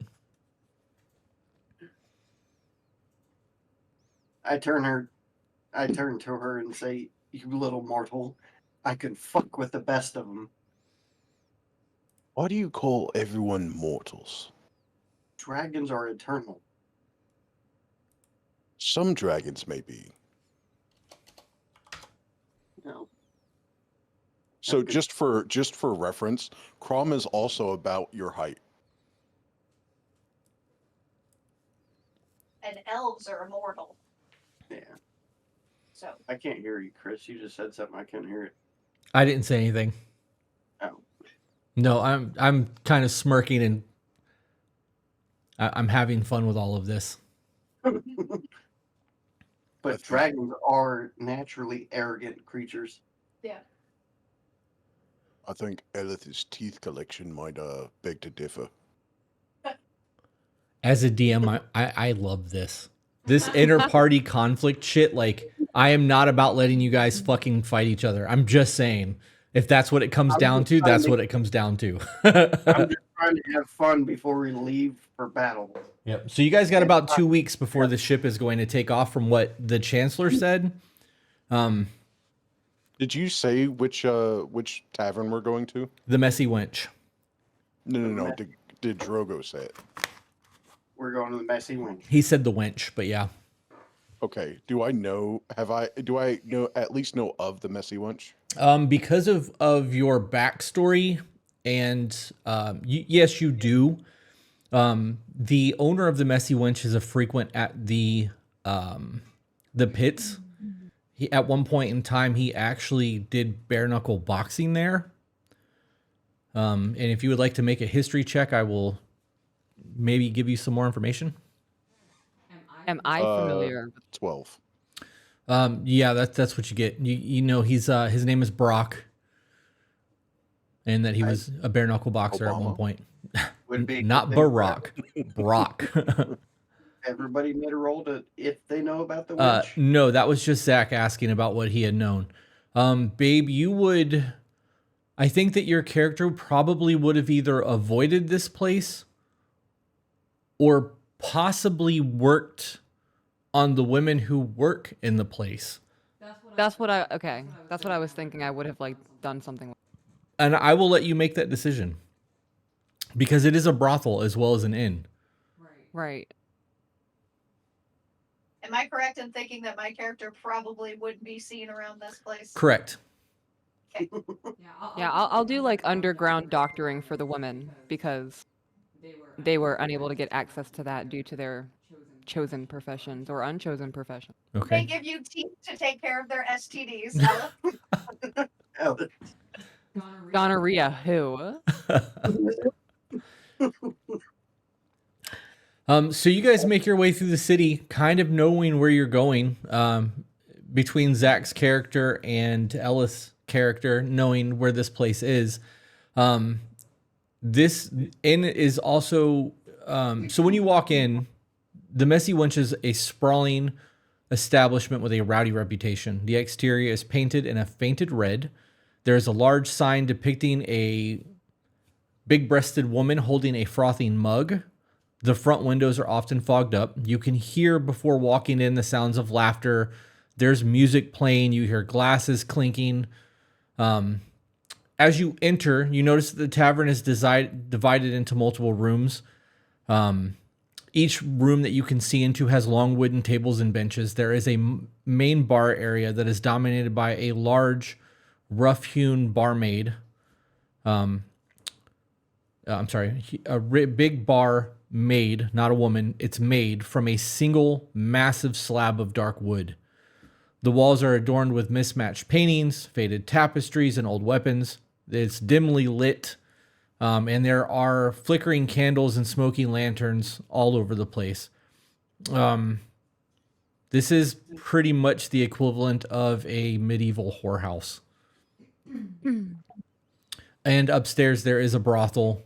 There is rooms that you can rent. Every once in a while, when the laughter or the ruckus dies down a little bit, you can hear the floor squeaking as people are walking around upstairs. And as you walk in, Brock, the owner of the bar, is behind the bar. He has one of the old-timey mustaches that curls, and he looks like what you would see on a can of pomade. It's the typical Oh, Dapper Dan. the Dapper Dan, right? Yeah, that's what he looks like. He's pop, damn it. I'm got- a Dapper Dan man. got the fucking hair part in the middle looking like a giant penis, and he does his thing. So what would you guys like to do? Oh, Jesus. So I I'm know gonna- oh, I sorry. know who Brock is, right? You do. I'm gonna go up to him, and I'm going to assume he knows who I am as well. And I'm just gonna ask him, whenever he's not with a customer or anything, ask him, so you ever gonna come out of retirement? Not a chance. I have seen you hit people, and I don't want to experience that. That's fair enough. I wouldn't want to fight me either. Grom is confident. Now she says my name right. I've been practicing. So what can I get you guys? Well, first I'm gonna take my 2 fingers and I'm gonna grab the handlebars on his mustache and give him a gentle shake and say, "I see you do not listen to what I say about disease in this building." He is very uncomfortable with you touching his face, but Good. doesn't want to insult you and doesn't pull away. You can tell he's very uncomfortable with you touching his mustache. And I'll take a Arnold Palmer, please. Arnie Palmy. Arnie Palmy. To break the tension of him being uncomfortable, I ask him for a pint of the cheapest ale he has. Okay. So there's not being that he hears you use the word cheap. He says, all of our ale is very strong, and we price it so that you can make really bad decisions. It will cost you 1 silver. And then he will put a pint on the table. He informs you that companionship is 10 gold a night, and a room will cost you 5. I'm gonna just put 6 silver on the bar, and I'm gonna say a round for everybody. Okay. So there's going to be 2 extra drinks because Poppy and Azula are not currently with you guys. No, that's the tip for Okay. the uncomfortableness. Okay. I'm going to slam 1 gold on the table and say it's on me. Oh, here we go. Because fuck you, I invited. The testosterone. I'm gonna take the gold and I'm gonna pocket it. I'm gonna lean into the bartender to say, "I'll take as many free drinks as they give me." So the first 6 drinks hit the bar while Crom and Drago are arguing over who's going to pay. I'm going to look at you and flip you off and say, I got this, bitch. The gold's already in my pocket. I'm just gonna pat you on the head and I'll be like, sure thing. I'm going to grab your head and tell you to give my gold back. I'll go flick it towards our table. As long as everybody gets to drink, I am merry and happy. Yep. So I you- flicked it towards our table. So he did not take the 2 silver pieces as a tip. From your dealings with Brock, you know that he is a proud person. And you kind of get the feeling that if it wasn't for the work that Ellis has done in the brothel, he would not have allowed her to touch his mustache. And he is kind of insistent that you take the other 2 glasses since you sat around for, you said 6. Okay. I'll I take see. I'll take my 3 more. glasses back to the table. Okay. All right. So, are you guys just going to hang out here and drink? Are you wanting to interact? Let's get some let's have some perception checks. Yeah, I was gonna say I wanna check out the place as the people rather as I head back to Yeah. the table. Okay. I want to listen around for like gossip. Listen to what the ladies are saying to the men and whatnot. Okay. Make a perception check, babe. 21. I got a natural 20, by the way. Okay. I have 16 plus 2. I Okay. guess I've been wrong. My passive perception is 10. Okay. So you should be rolling though. So D20. 8 plus 10. Okay. That's not how that works. Your passive No. perception is different. So you have a 0 on your perception, but if you Yes. click where it says perception, how it says +0, if you click that, it'll roll your dice for you. Yeah, I just rolled it myself. Okay, that works. Zach, we're going to come to you last because of the natural 20. Ellis, because you heard the, you were specifically listening to what's going on with the women. The women are, they're waiting until men are finishing their drink. They're kind of paying attention to the way that they are acting and then assessing whether or not they want to approach. And you start to realize that this is becoming a pattern and this is the way the women in the bar operate.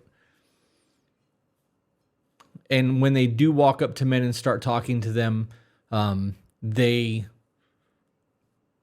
selling themselves. I mean, this is a whorehouse. Right. So there's Okay, some but, hoes like- in this house.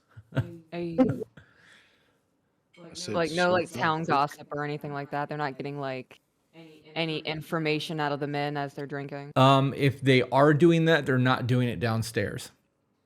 Okay, I'm gonna make eye contact with a couple of women and do this, Okay. just so they know that I'm tired of working on them the way that I have to. We're gonna be safe. Okay. Alora, what is it You that, hang on, Zach, what is it that you were looking for? Because you also rolled high. Also listening just to town gossip. I don't spend much time in the taverns or in the bars, so just being in a new place and seeing new people. Okay. You kind of get the same thing that Ellis got. Not quite to the same extent that she did because she's, she rolled higher than you, but go ahead, Zach. What were you going to ask? I was just gonna ask Elith, are you a frequent customer here? No, but the women come to me in need of medical attention at times. Like because they get beat up? More along the lines of. So when he says that, you see like his face drops a little bit and he gets a little bit like a lot more serious. Oh, okay. No, more along the lines of infections and disease, pregnancies, so many babies. That makes sense, I guess. You can tell Crom is kind of uncomfortable with the direction that turned, oddly enough. Menstruation. He doesn't really seem fazed by that particular turn. Drogo, you realize that there are quite a bit of sailors in here drinking tonight. With the role that you had, you noticed that, and you noticed that there are a lot of blackguards, black cloaks who are here. But they're normally like one of them sitting at a table with 3 or 4 other people, but you realize that in looking, they're probably all coworkers. Some are just getting off shifts. Some have been off all day. But you get an idea that this is a place where the Kingsguard tends to decompress. Zach, with a natural 20. I'm sorry, go ahead. Were you about to say something? Okay, I thought you said something. I'm getting clicking in my microphones or my headphones. Okay. Zach, with a natural 20, what is it exactly that you're looking for? Because that's... I'm looking at the people. I don't really care what they're saying. I'm trying to like read body language. Okay. So with the trying to read body language and see what you've got going on in here, you know that some of these black cloaks are going to have seen what's going on with the king, and the ones who have are fucking deep in drink. They're not spilling the beans. They're being secretive the way that they're supposed to be, but they are the ones who are clearly not merry with the rest of the people who are in here drinking. Knowing that this bar is full of black cloaks, you would have known that coming in here because of your backstory. You get the idea that not everybody knows what's going on, but this is a very different feeling of what you guys just left from the castle to being in here, because there is merriment happening here. Also, with your perception, you look down and your ale looks really fucking strong. Unusually strong. This, you know that this place has a reputation for a one and done kind of drink. And it's so that people will give up their coin to women as soon as they get intoxicated. Yeah. Full on hustle. Can't blame it.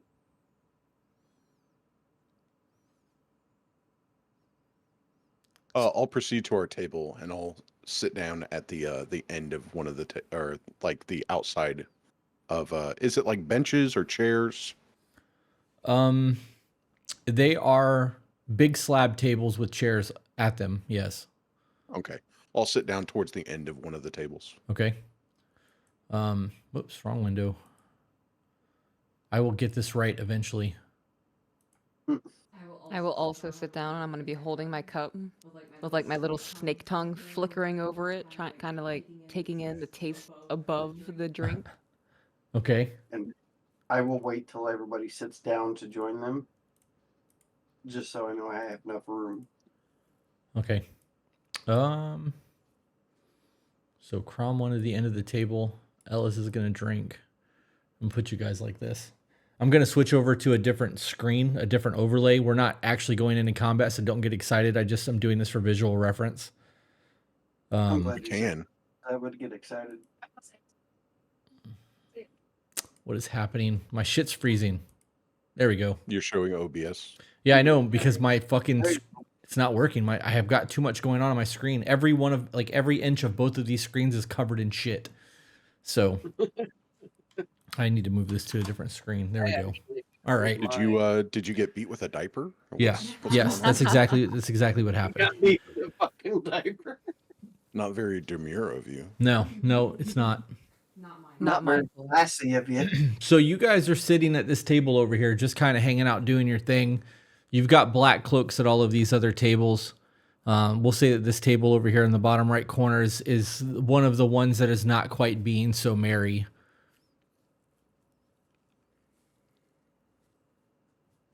Is there a reason why they're not being married? He already told us if you listened. Jeez. Zach was the only one who rolled high enough with a perception to know what's going on with all of that and to take that in. But yeah, I mean, if you guys are going to be sitting down, listening and talking about it, you can have that discussion.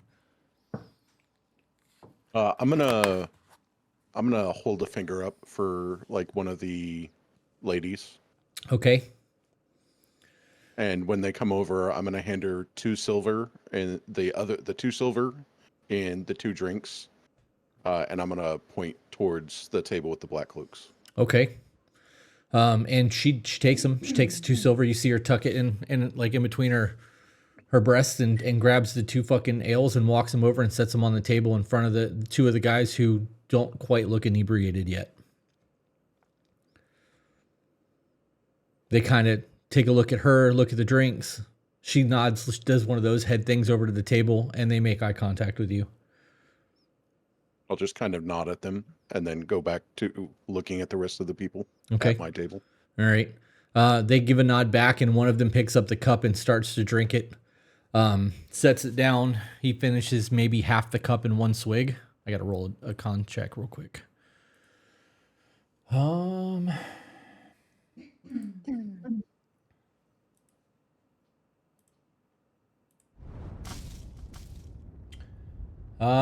With just half that drink, a few seconds goes by and he starts swaying at the table.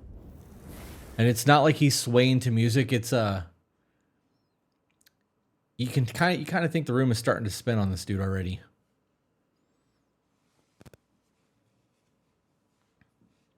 Well, these drinks are awfully strong. Did you finish your drink? I have not yet. Okay. As you I'm guys just kind of nursing mine. Okay. I'm fortunately trying to keep my wits about me and drinking my drink slowly. Okay. Go ahead and make a Constitution saving throw for me, Alora, as you have not been in an establishment like this, and you are nursing your drink all the same. But I need to see how this is affecting you as you're sipping your drink. What is that? It'll say Constitution saving throw. Open that. In the notice top back left up. under Strength Index. 18. Okay. So you're drinking slow enough that it's not making you drunk. But after 2 or 3 sips of this, you realize that you should probably stop drinking.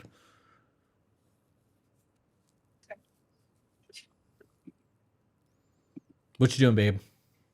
I'm gonna lean into Crom. Like I watched that whole little interaction. That was strategic, wasn't it? I was just trying to be nice. Ah, yes. Pleasantries. Something tells me we might need to be on good terms, even if they can't hold the stomach. Nah, yes, the pussies.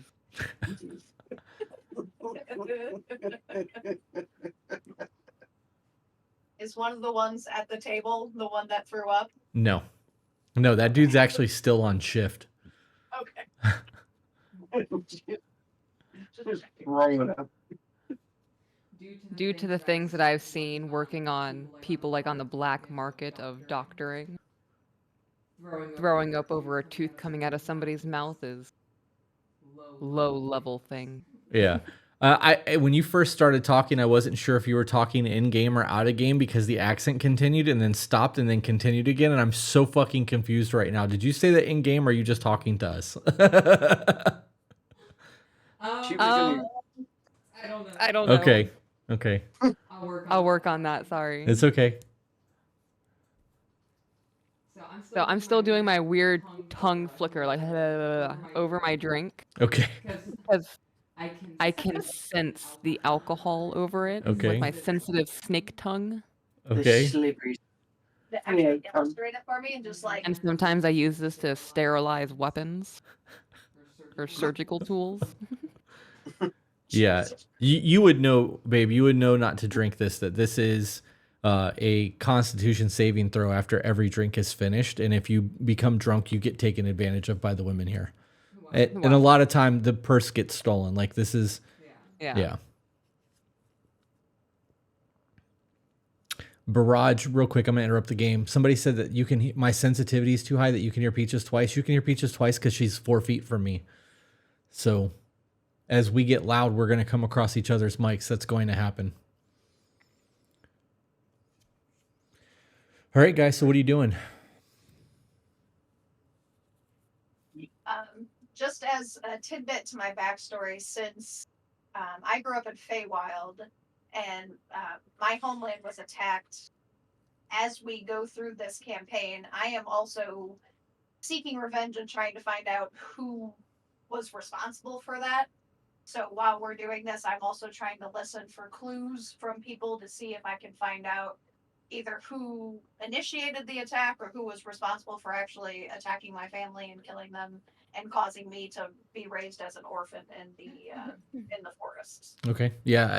This is probably not really the place for that, so you wouldn't be able to ascertain that. But I read everybody's backstory, so if things like that come up, I will definitely be able to throw that at you. I'm always on the lookout. Gotcha. And I only have 2 drinks, and then I finish out the night by just listening to everybody. I need you to make 2 Constitution saving throws. The first DC is a 13 for the first drink, and it's a 17 for the second. So 2 D20s? Well, you got to roll 'em one at a time. Oh, Let me pull up your sheet so I can tell you what your saving throw number is. You're gonna roll a D20 and add 4. 19 plus 4, Okay. and then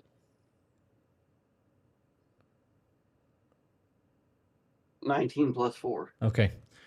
All right. So you are not drunk, like falling over sloppy drunk from these 2 drinks, but you are definitely feeling the effects of it. Which is good because you said you were going to just kind of hang out and listen. You are not too inebriated to not do that. So I listen to everything to see how people talk about the king, if he's a guy worth saving or worth killing, or so ironically enough, no one in this bar is talking about the king. No one.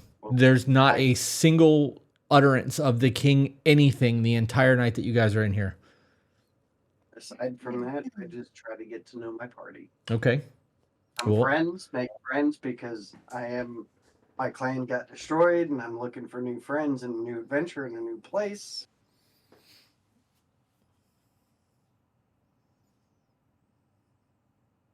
To make friends, I asked Ella to show me her teeth collection since I was not there to see it before. Yes. This is my newest one here. When you said that, The blood is still fresh. I want to know what did I miss? What did I walk into when I showed up at the gates? I don't know. He was ripping his tooth. Very intriguing to watch. Something I would never do myself, but the tooth is nice. I like the sentiment. And I got blood from it. Blood is nice too. Yes. Do you use blood in many of your tinctures or potions? Sometimes. Sometimes. I like life and death. Beautiful. And what is life if it's not blood? Well, I would imagine death has much blood in it too, as a necromancer. Yes. Does anyone care to join me to learn more about the island tomorrow? What time? Between 11 and 1. Yes. Yes, that gives me time to sleep in. I do need my beauty rest. I will meet you guys there. Research and knowledge is key. As the night goes on, I'm going to be focused more on the interactions as the women approach the men. Okay. I'm looking for anything untoward from the men. As in like inappropriateness or aggressiveness or Both. okay. Go ahead and make a perception check. What's your feet? 16. The aggression, you kind of realize that these women are really taking advantage of these drunk the men in here that are drunk. They are very selective at when they go and talk to somebody. They will wait and watch until somebody starts swaying and then go start flirting. This place, because it is gold cloaks and black cloaks, and because of what they do here and like everyone knowing each other, this bar tends to not get very out of control. the women tend to run the bar. Like, you get the idea from sitting in here for this one evening that Brock makes a lot of fucking money because the women encourage the men to drink, and then they take advantage of them and take their coin. So, but they don't. They're not. The men aren't very handsy. Like, the women are very much the instigators in this bar. Okay. Yeah, Then I guess we're not going into combat. yeah. You had a 1 in 3 chance, or a 1 in 3 chance of not going into combat. The one bar that would have not gotten you into shit happened to be this one. Way to go. But you still have plenty of time for that to be a thing, guys. This is night 1, so I'm sorry, Jenna just said Ravaho. it's funny. I would not recommend. Elith might like it. I would start to Like ask what? fellow adventurers about their history by starting to ask Crom about his time in the arena and how he got into it. I don't know. I needed money. Seemed like a good way to make money. I came here a couple months ago. Asked if I could fight, and they kept asking me to come back.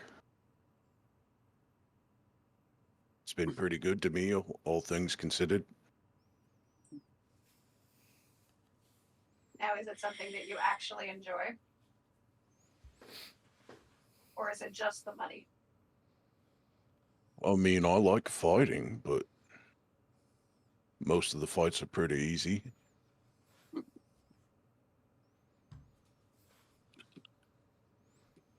I mean, everybody's like half my size. And when I say that, you'll notice I like my eyes dart over to Drogo a little bit. So you're looking for a true challenge. I know what a true challenge looks like. Ah, yes. Aim for his teeth.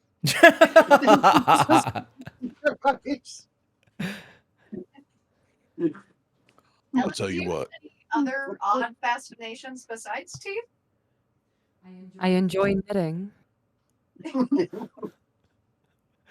Knitting is fun. Knitting and teeth. Yes. Everyone will get a cardigan at some point before the island. We need to be a team. Are you gonna Did I put? already? Are you Did I gonna? already get a card? 7-foot tall dragon scaled fucking person in a cardigan. Are you gonna pick a team captain and everybody have their name and number on their chest there? Yes. I'm gonna need it like Harry Potter with like an E on it though. Like Or there's gonna be a piece in it. like the sweaters where they have the letters on there. That's funny.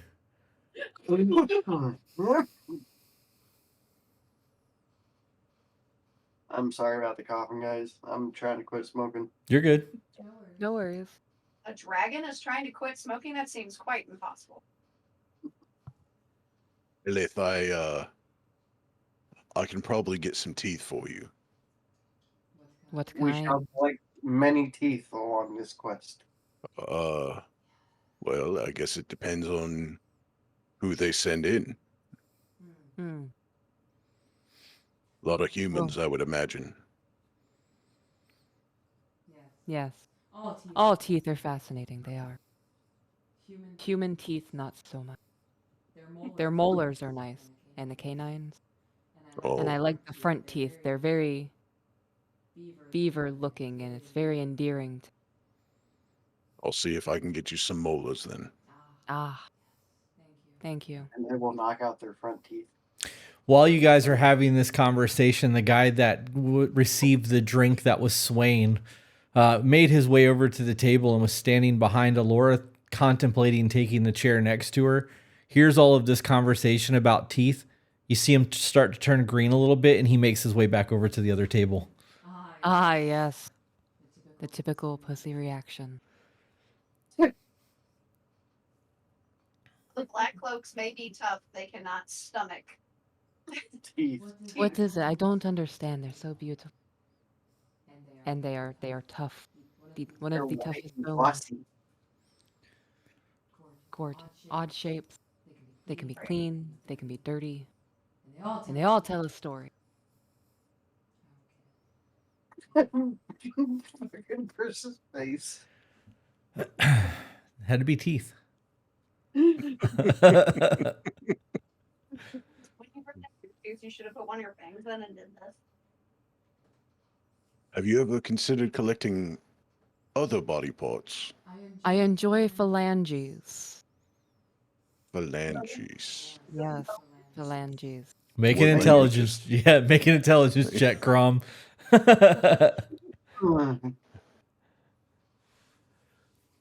17. Jesus.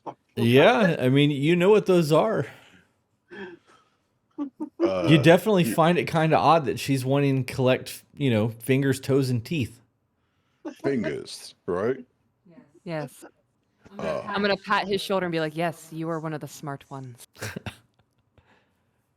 That's the first time I've ever heard that.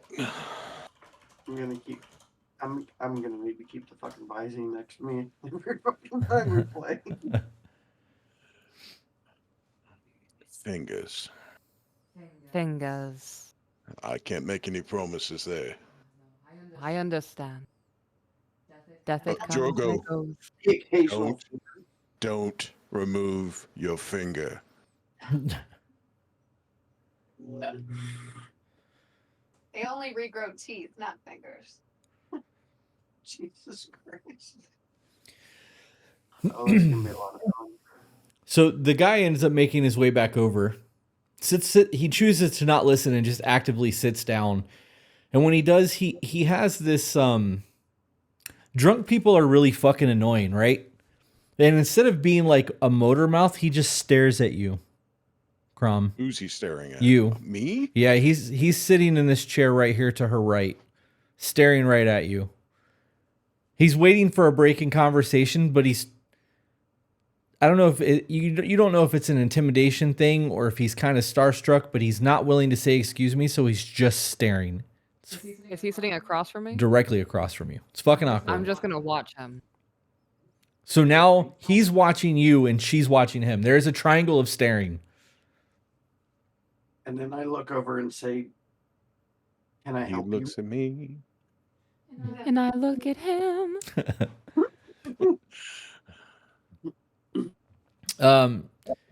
He breaks eye contact with Crom and looks over at you.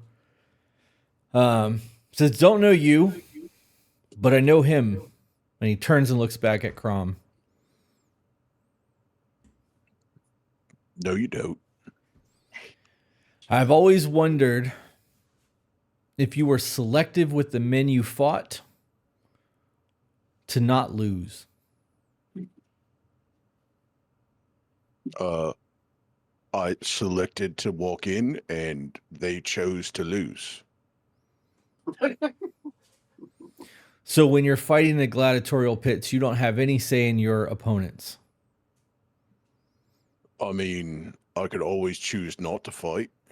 And have you? Make an insight check. Perception if you want. That's either one of those is fine. Yeah, I think those are the same. Perception would be 9. But just like from my time there, have I ever elected not to fight anybody? That doesn't really seem like something my character would do. Right. Well, he's insinuating that you win because you get the feeling he's insinuating that you're being very picky with the people you choose to go to war with in the arena so that you're not taking losses. Is there someone you think I should fight? Well, we've been trying to get one of the captains of our guard to join the fighting pits. And the High Chancellor has given him permission to do so, but he doesn't want to go in there and just fight anyone. And rumor has it you won't fight him. I mean, who's... And that was throwing up at the gate because he doesn't seem worthy of a fight. It is not that guy. Hang on, I gotta pull up Do you say that in character, or are you just saying that as the player? My character is snarky. Does he respond to that statement at all? Yeah, hang on. I'm pulling my sheet back up. I have 9 tabs open right now trying to make sure that I'm not losing the shit that I'm trying to lose. You are doing so good with 9 tabs, babe, open. Holy shit. I'm doing what I can. And 3 of them are playing music. I've got like 20 tabs open. She's got like 9. It's fine. It's buying a house and moving tabs. The captain that he mentions, hearing her say that, he says, no. He says it twice, and the second time he's snarky about it. The dude's pretty fucking drunk. And he's like, I'm talking about Captain Garrick Ironclad. Does the name ring a bell at all? You can make a history check. 10. I mean, you've heard the name, but it's not drawing a bell.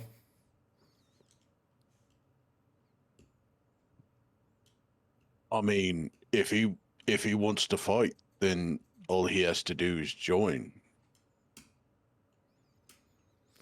Well, he's not going to join if he can't fight the people that are winning in the arena. You get the idea that this dude is calling you a paper champion. He's really trying to instigate some shit, but he's also very drunk. So to be clear, your captain won't even fight the lower ranked people in the arena. Why waste his time? And you accuse me of being selective. Why would he waste his time? He's a captain of the Black Cloaks. The Black Cloaks. And this is Grom. The group that had 2 people throw up because somebody had something to drink and then somebody pulled a tooth. To be fair, this guy actually didn't throw up. He just got green and walked away because you guys were talking about ripping people's teeth out. First dude definitely but threw he's up drunk. though. He's drunk though. I'm gonna go with it. All right, make a deception check.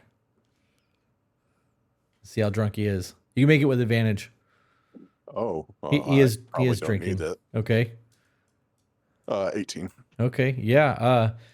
He says those are new recruits. Captains are weathered men. Black Cloaks aren't pussies. Those are the new guys. Okay. There's still Black Cloaks. The arena tomorrow after our research time. They're gray cloaks. They're not really wearing black cloaks yet. I'm sorry, I got nothing. I wasn't expecting this conversation to go that way. This sounds like excuses. I mean, if your captain wants to fight, your captain can fight. He can fight all of us. How about we write a letter, Crom? You sign it personally for this captain, inviting him to the arena, and give it to this young man. No, I think he can run along and spread tales. He seems pretty good at it already. Ah. Yes. The bard who didn't make it.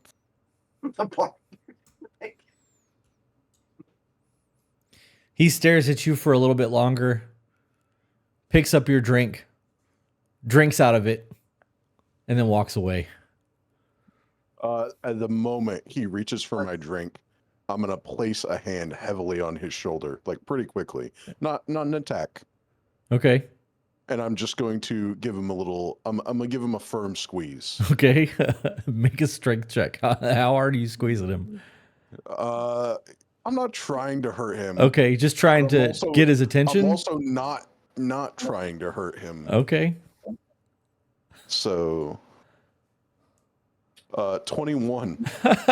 So when you grab the shoulder, your hand is so big that your thumb just kind of nestles into that pressure point right there, and you grab, and he does this, and he puts your drink back down, and he looks at you,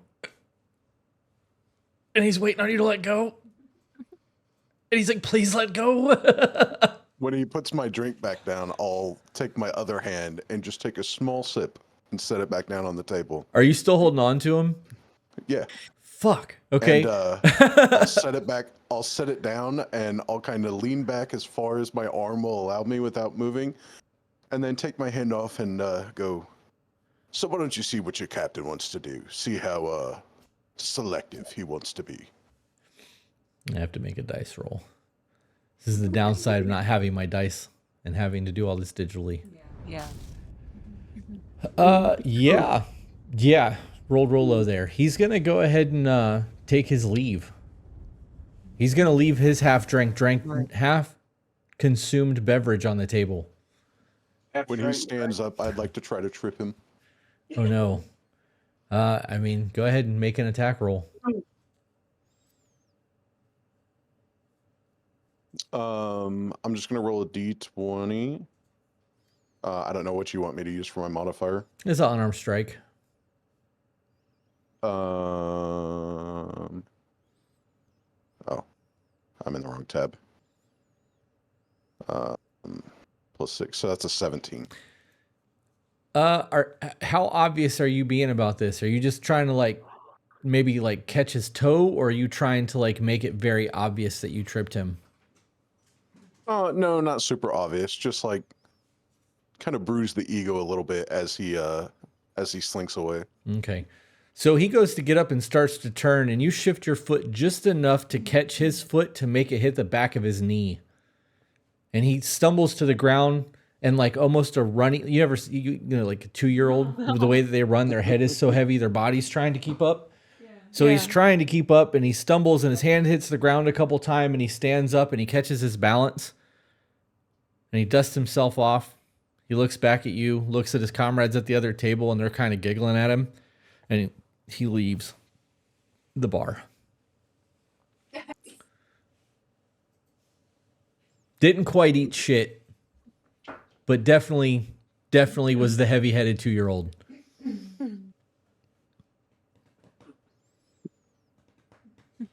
He looked like a baby almost falling. Big-headed. To be fair, most of the people in here kind of look like babies. When you're 7 foot tall.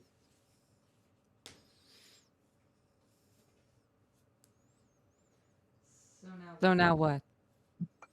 I am bored. Well, at this point, I would say that it's probably close to midnight. You guys have been drinking and listening and watching and engaging, and you had a tour of the castle, and you talked to the king, and you had orders given and all of that shit. So you guys could buy a room. You could leave as a party and everybody go back to your individual spaces, because at this point, you guys have been living in the city for a while now. Do yourselves a little long rest, pick up in the morning. I mean, ultimately, the game is yours. You can do whatever you want with it. Yes, I'm gonna go take a bath. Thank you for the drinks tonight, and I shall see you tomorrow. A noonish. Noonish. I do, like I said, my beauty sleep. No more of my leg. Farewell. Bean for research. Farewell. I'll float away into the night. Okay. What is As she leaves, I'll stand up and announce, yeah, this isn't really my kind of place, so I think I'll be off as well. All right. Farewell. Fare thee well. What about I two of stand you? Stand up and agree with Crom and say that I'm also not the type to stay here. And then I will stand up and just pay the tab and leave. Okay. Well, the tab was prepaid because you guys did the whole coin exchange thing. So Yeah. you could pay again if you would like, because you guys No. have been drinking. So, so the We'll four make of you. sure that the tab is settled plus 5 silver. Okay. So you guys go ahead and part ways for the evening. Is the plan to meet back up in front of the castle tomorrow at noon, or are we? I'm meeting Crom at noon, so I'm gonna do some doctor stuff in the morning. Okay. Wake up, get my adrenaline going for the day. What do you mean by doctor stuff? See my black market patients. Okay, so go ahead and reset your stuff. Go ahead. I mean, you guys didn't take any damage. Well, Chris did, but go ahead and do a long rest on your character sheets, and then babe, make 4 medicine checks. 4 medicine check. Yep. Okay. First is 13. Okay. We're looking for a 15 or higher. Seven. Long rest has been taken. 3. Oh, wow. 3. Okay. Wow. So there's no real like dire need for you this morning. You go out and you make your rounds, and everyone that you've seen and been checking up on is doing fairly well. There's nothing really for you to heal. So you just kind of go about your day. I was hoping you could make some money, but Right. You know what? So I'm gonna go find a like a maybe a bakery cart okay. and buy some like cheese type danishes Okay. and eat that on my stroll to meet Crom. Okay. So you've had a pretty easy morning then. A lot easier than yeah. expected. Yeah, my character's really big about self-care. Okay. How many Danishes are you buying? How much are the danishes? Being that you're buying them from like a street cart, we'll call them a copper a piece. Little tiny guys. Not super expensive. Okay. So I'm gonna walk up to the street cart and be like, yes. So I know it's a copper a piece, but you know me, Randy. Are you trying to get a free Danish? Yes. All right, I need you to make a persuasion check. Where is Danish? 19. Oh yeah, he just gives you the Danish. I'll tip him 2 copper. As you hand out the coins, he takes it and he looks at it and he looks at you, and as you walk away, you hear him go, "I never fucking understood this woman." With her jaw teeth. Yeah. And he just sticks the copper in his pocket. Yep. Okay. This morning, I would like to try to go talk to Thorn. Okay. And see if I can find out any information about the captain. Okay. So you wake up, ass crack of dawn, knowing that you were supposed to meet Ellis at noon. You make your way down to the gladiatorial pit, and it takes you about 15 minutes of being there before you are able to get anyone to tell you where Thorn is. It's an early morning. They're normally, restocking food and ale, and when you get there, you see him wrapping up a conversation with the prince. I'll stand a respectable distance away while he's having the conversation. Okay.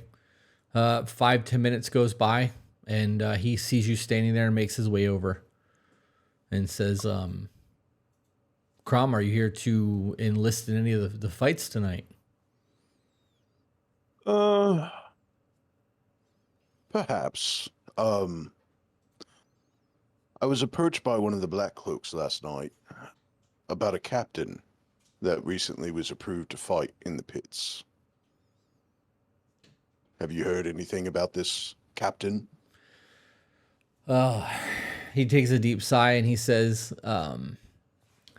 the captain that you're asking about has fought in the pits in the past.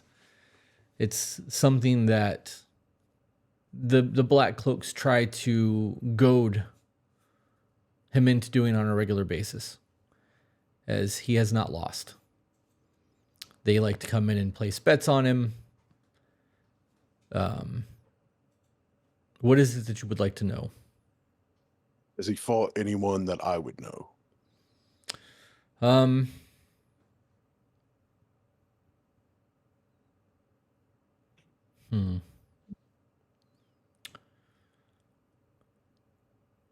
Are you trying to determine whether or not you want to fight this guard? No, I'm just trying to determine why they are so confident. Okay. So that was him asking Crom that, not me asking you that. I should have stated that, but Yeah, no. They seem very sure. And it's not often that men look at me and seem sure. the Captain Ironclad is probably one of the most fearsome dwarfs I've ever seen in battle. I'm gonna have to roll at disadvantage even to attack him. Holy shit.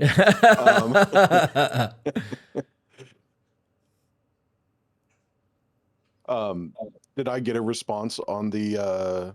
Oh, sorry. So that was his response to Yeah, he was trying to whether he. right. You Okay. you if you were to dig around in here, you would absolutely find people that have fought him or have seen him fight. He doesn't do it often. Thorn lets you know that again that Garrick Ironclad has not lost in battle here, and he tells you that he's got the position in the Kingsguard that he has for a reason. That he is very, very much a fearsome foe. And kind of you can tell that he's trying to talk you out of trying to get into the ring with this dude. Okay. Well, at the moment, I'm indisposed for the day. I've got a meeting that I have to attend with some companions of mine. Okay.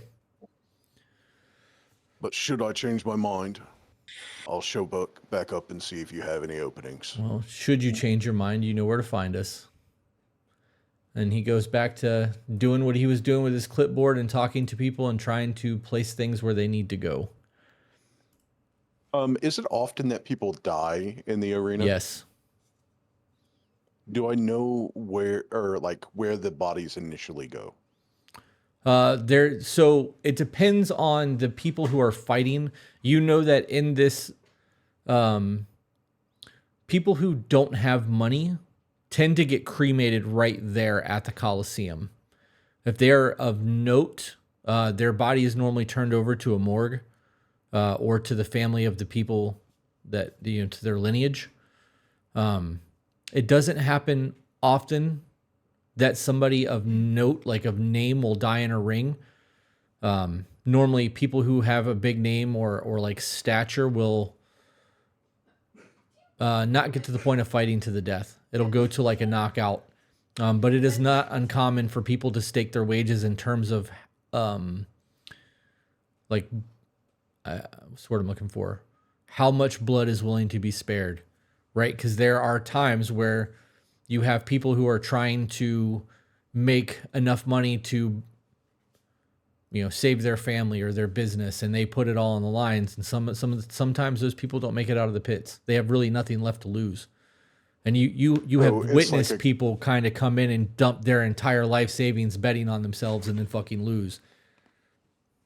So it's just like a communal fire, basically, is this cremation like pit? Yeah.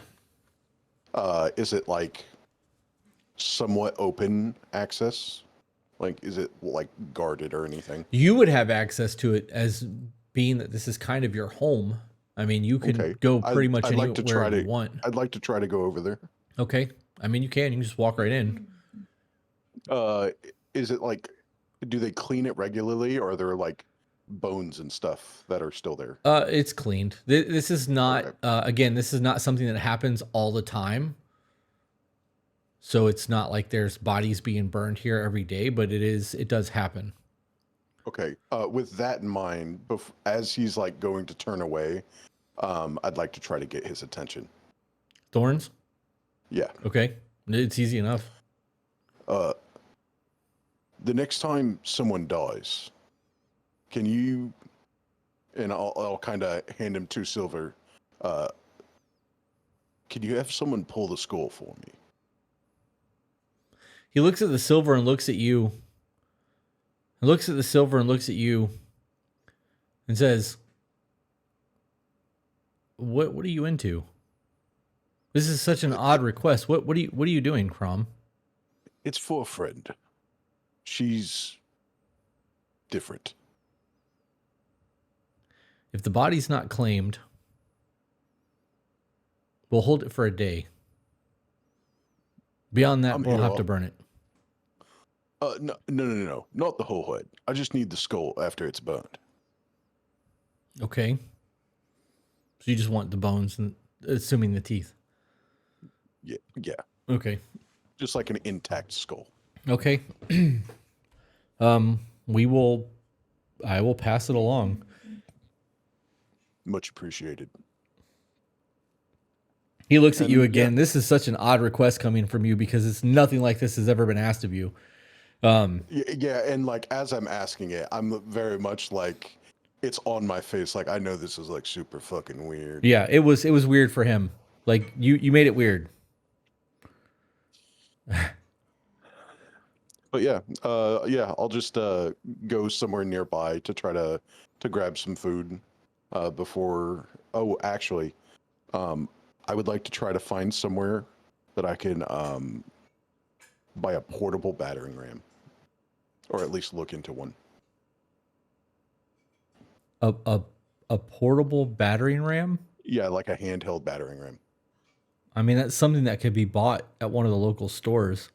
Yeah, I would just like to try to procure one, or at least order one before I go and meet at the party. Okay, make a history check because this is not something that you would have tried to have buy in the past either. 13.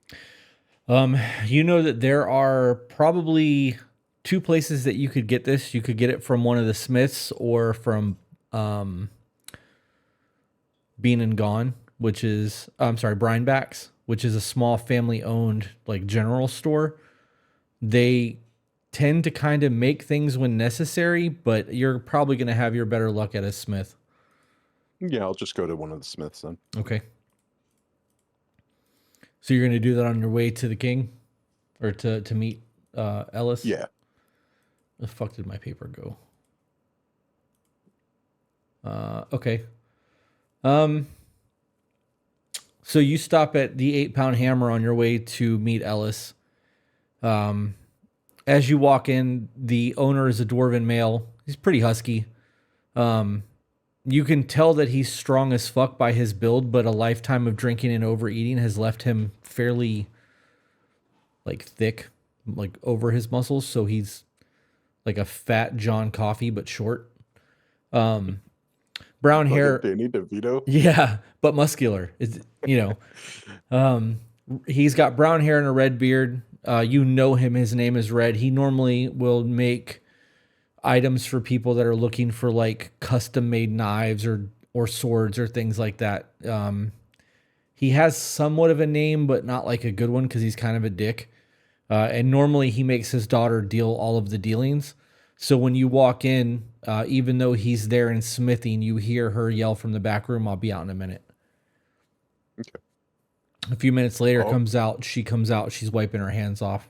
You got her while she was eating her breakfast. Oh, I'm so sorry. I can come back in a few minutes. Nope. I'm out now. What can we do for you? I'm wanting to see about getting like a ram that I can hold in my hands that kind of fits me, like to break down a door. Odd request. We can make. Are you looking for kind of like a sledgehammer? Or do you actually want a ram's head on a piece of wood? It doesn't have to be a ram's head, but something more in that style. I'm sure that we could have something ready for by tomorrow or the day after. Such an odd request for a man your size, but we can make that work.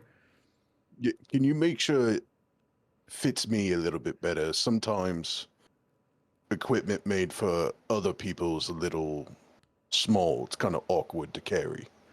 She comes from behind the counter and pulls out a piece of string and kicks this stool over to you that's got like 6 steps on it. And when she kicks it, it's got a lot of dust on it. Like this is not something she's had to use very often, but you're a big person. And she measures your arm from shoulder cap, like the center of your deltoid, to the tip of your middle knuckle. And she has you like move your arm out to the front and then off to the side. And she's taking measurements from your torso to your armpit. And she's writing things down, and she tells you it'll be, you're looking at 8 silver total to have it made, because you're really just getting a piece of metal with a stick on the end of it. It's not really a stick. It'd be more like a log for you, but yeah. That'll work great. Thank you. Okay.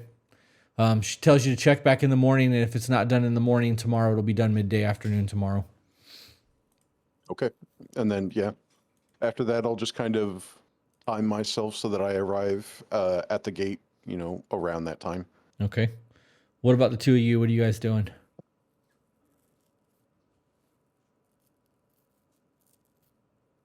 She's muted. Y'all are muted. I can't hear you. Okay. So I'm also going to be joining Elif and Crumb Okay. for research. But I'm going to start my morning with semi-conscious meditation. My character goes into a trance, so I wake up early morning and start with a trance. And then I go out and go hunting. So I can start my daily trading in the market. Okay. You know that because you're an elf, the trance means that you don't actually have to sleep. You can go into a 4-hour meditative state and you're well rested. Go ahead and make 3 nature rolls for me. Looking for a DC of 15. Sorry about the mute, the dog. You're good. There's one There's of a them. 14 one. One more. Nebulous. And a 15 plus 1. Okay. So when you go out to actually hunt, you're out there for the first hour or so, and it's fairly uneventful. And then you do find a couple animals. You're able to take them down, process them then and there, and take the furs back in. And you roll a d6 for me.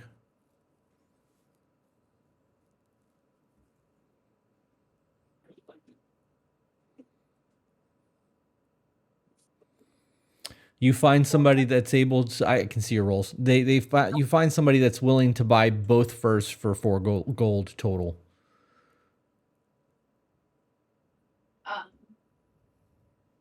And then I'll find something to occupy my time until it gets to be noon. Okay. Drogo. And I prepare for the day by making sure I have a full backpack worth of gear, and I have my staff, and I am attuned to my items. I take a 2-hour meditative state to convene with the ancestors, Okay. and then I meet everybody at noon after having breakfast. Okay. And tell everybody I am ready to go, and I hope this adventure bears fruit. All right. So you guys make it to the castle roughly right around the same time. New guards out there. Crom, as you approach the gates, you notice that one of the men that is standing out there is a very well dressed, muscular dwarf. Oh, almost fitting the description of the captain. Yes. I'll walk right up to him and present the royal seal. Okay. He takes a look at it and grabs a sending stone from the booth that the other guard is in and messages the High Chancellor and lets them know that you're there. Babe, what are you doing? I'm just waiting to walk in with him. Okay. You guys all just kind of letting Zach lead here then? Mhm. Okay. I was invited. Okay. A few minutes later, the High Chancellor comes out. 6 more guards, different guards obviously than last night. And he is holding a couple of scrolls. He approaches, kind of motions you away from the 4 guards that are there at the booth. And in doing so, the dwarven captain does follow over. And he says, the High Chancellor says, because of the security risks, I cannot permit you in. However, this is what I found about the island.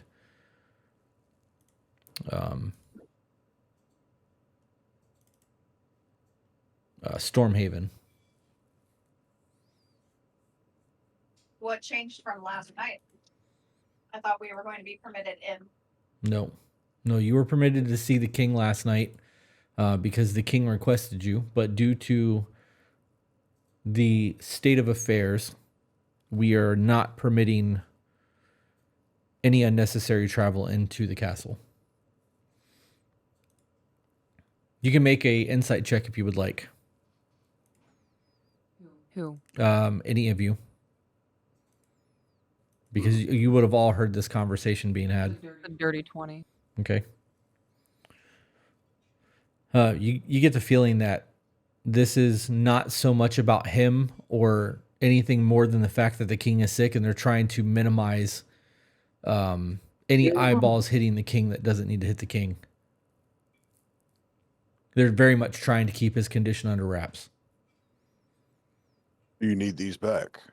No, we've made copies. I'm gonna try to hit him with persuasion. Okay. You know, we were here last night and we were trusted. You can make a persuasion check. Oh, it's a 12. I understand that the king allowed you in. He did so against our better advisement. We are limiting even who are allowed into the room in terms of black cloaks. And then the dwarven man that's there, the guard speaks in and says, this is a very troublesome time. Discretion is key. And we are trying to maintain peace to the best of our ability. The more people who are permitted inside of the castle, the harder our job becomes. Before you started talking, I was going to make the same roll. Okay. So I rolled a 15 plus 4 persuasion. You're gonna get the same answer. The DC would have been really high on this. You guys would have had to get a natural 20 to get past this dude at this point. Okay. What if we just send Crom? Just start whacking people down. To do what? To see the person who sent it. I don't know. I was invited. I think we've accomplished what we wanted. He's given us information. Does the Well, to chancellor that I say good day, sir. Good day. Said good day. Said good day. Does the chancellor have a place nearby recommended that we could discuss this sensitive matter without eavesdroppers? Have you made it to the Albatross yet? No. I suggest you start there. Well, okay then. Do I know where the docks are at in this city? Yeah. Okay. Yeah, there's a district here. I mean, you guys can smell the salt water. It is a coastal region, so a good portion of the city is on coastline. So upon your suggestion, I turn away from the party and say, let's just go. There's no time. There's no need to waste time.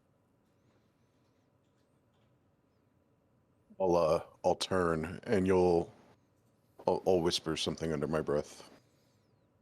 You fucking dickhead. I'll silently follow Drogo's lead. What are we doing? What's happening? I believe we're headed to the Albatross. Yeah, we're going to the ship so we can talk about things without being overheard. So I turn because he was going to be a waste of time. Good thing I have my walking Danish. What is with you and the food things in all of our games? I wish I could eat it. Oh. I'm such a foodie, so like. You need me to send you a Danish? He needs a Danish. Yeah, I would she's eat like a 6 bakery hours and be away. content. That's funny. Like, I'll freeze dry it and send it to you. I think she could probably make herself a Danish one. She said, please don't send me anywhere. I forgot red was Danish. Yep. Yeah. All right. So you guys are going to leave the castle and start making your way to the docks? Yes. Anything that you guys would like to accomplish while going down there? I want to look for a bag of holding. I would like. Like a what? I as well would like to find a bag of holding and some basic leather armor. You guys, you can absolutely hit some of the magic stores. Let me pull up that page. You're looking for leather armor. I know this guy that makes leather goods. His name's Chris Dennison. That's funny. Love it. Good. These are my uncommon archer bracers. Look at them, made by Dennison Leatherworks. Oh wow. Shameless plug. Shameless business plug.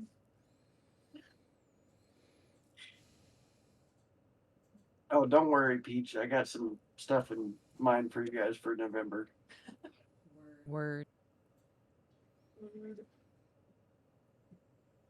Okay, so you guys are able to. There is an apothecary store that is in the on the way to the docks, and this is a place that will sell magic items. They do a lot of potions mainly, but you guys do know that you will be able to buy things that are kind of hard to find magically from the woman who owns that place when you go. In terms of regular leather, you can pick that up at a blacksmith. Like they do, all the smiths or even some of the general stores will sell regular armor. Where you guys decide to go is really entirely up to you. As the day is yours.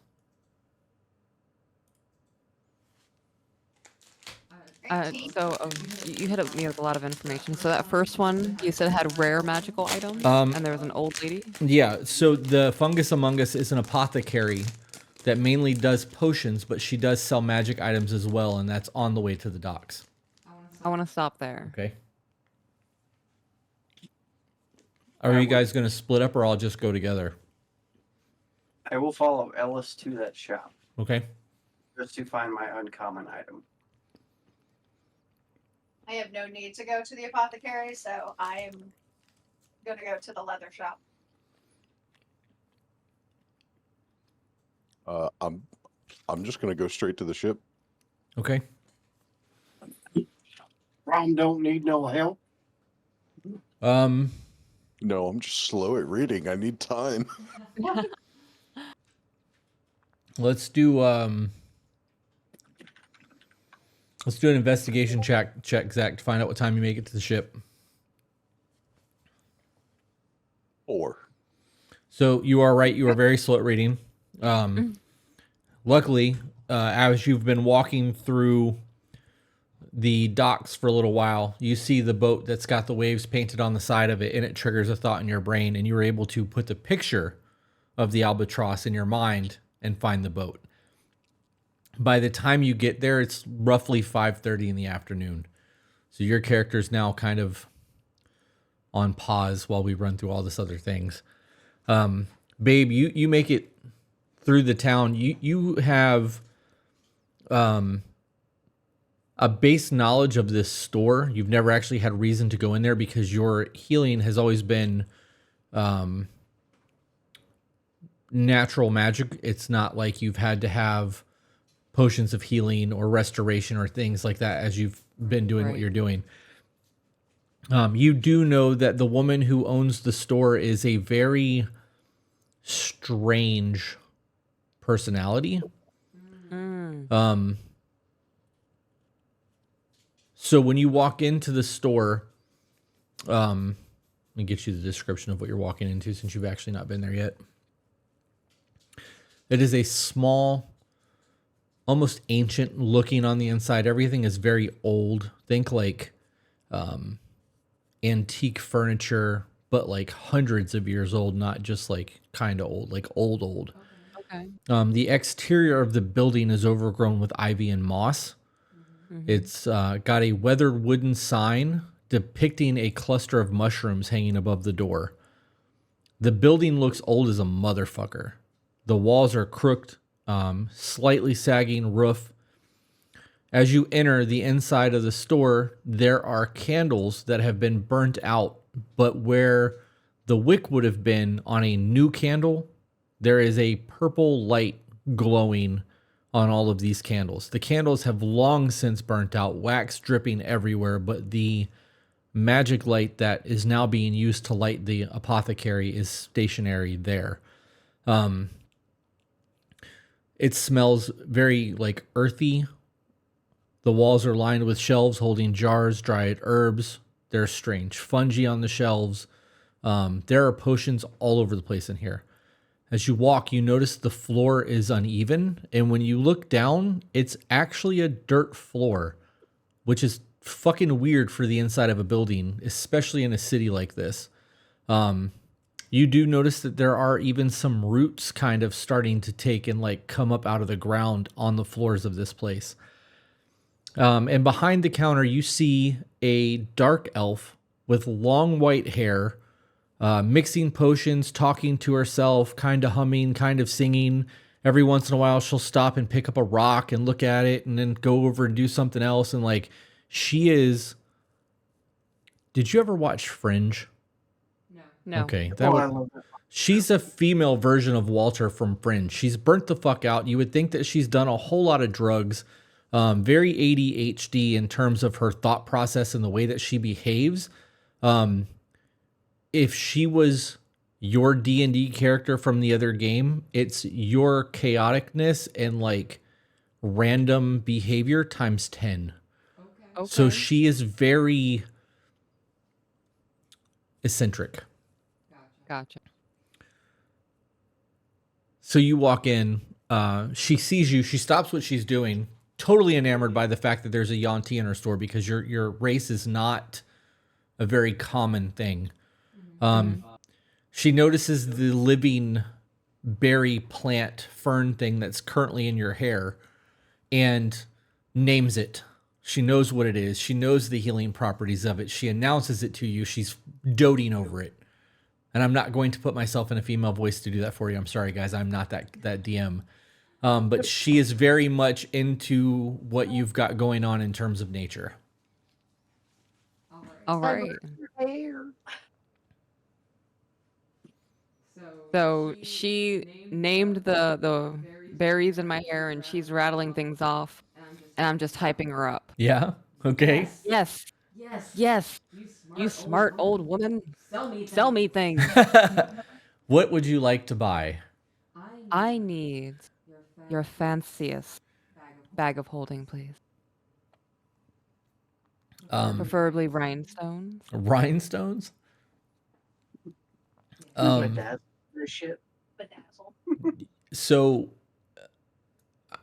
bag of holdings are very common magic items in terms of every D&D game has them. But to get one at first level, I mean, you're going to end up spending probably 400 to 500 gold, or you're going to have to steal it, or you're going to have to I want to persuade her. be very persuasive.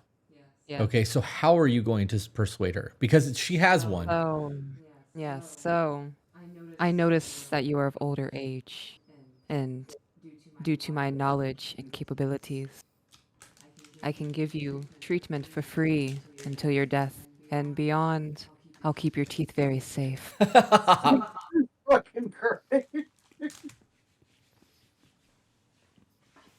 Well, that was a nat 1. Oh, Jesus Christ. I got a 7.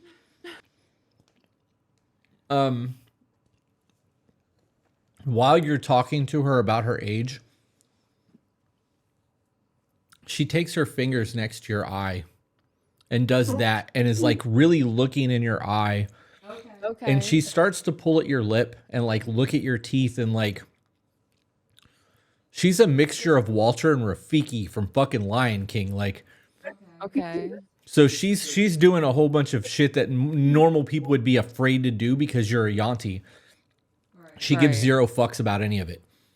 She's checking your teeth. She's lifting up your arm to look at your armpit. She's touched your waist. She goes behind the counter and she goes, I am not willing to just give you a bag of holding, but I have this. And she pulls out a $50 sized red glass that has been tumbled by the ocean for probably 30 years or so. It is so fucking smooth and like There's no edges whatsoever on it. It is one of the most exquisite pieces of glass you've ever seen in your life, but it's just glass. Yes. And she's totally about it. She thinks it's just the greatest thing ever. She keeps holding it up to the light. Yes. Do you? Yes. Very nice. Very nice. May I? Yeah, absolutely. She hands it to you. Ah, the dimensions, colors, the depth. Yes. And I put her rock down, and I'm gonna like reach under my shirt Okay. and peel off some of my like shedded skin that has scale imprints on it, and just kind of like lay it on top of her rock and see what her reaction is. She grabs a jar and a pair of tweezers and puts your skin in a jar and just sticks it behind the counter. This rock is perfect for you. Yes. I will trade you this rock for that bag of holding. This is my rock, though. This rock is No. perfect for you. This gift was given to me very graciously. And now I would like to trade with you. Can I roll for persuasion again? I mean, you're trying to give her rock back for a bag of holding. Yeah. You can try. I was gonna. Oh, 17 plus 6, 23. Still not interested in taking the rock back. It had to be a nat 20, didn't It it? did, because you're make an insight check, babe, Insight check? or history. Well, insight 17.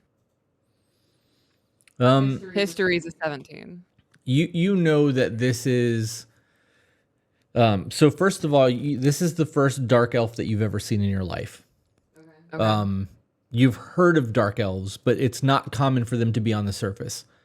Even though she's old and she looks old, you know that in order for a dark elf or an elf in general to look aged, they're old. And you get the idea that she's making the magic items herself. So even though she seems to be fucking crazy, she's finding enjoyment in life and things that most people just seem to overlook. Things that most people would look by and never take a second thought in. She is at the age where everything is wonderful and wondrous again. But you get the idea that she's a fucking powerful wizard or whatever her magical class may be. So I'm going to pick up this rock, and I'm going to kiss her forehead. I'm going to ask her what her name is. My name is Dockery. Dockery. Yes, Dockery. Thank you for this rock. You're welcome. I shall treasure this rock. Okay. I'll add it with my teeth. Can I see your teeth? She Yes. wonders. She loves the teeth. And I'm going to bring it out, and I'm going to put it down very carefully on the desk. Fucking big ass jar of teeth. Yeah, and I'm gonna jingle it a little bit. And be like, yes. Do you hear this?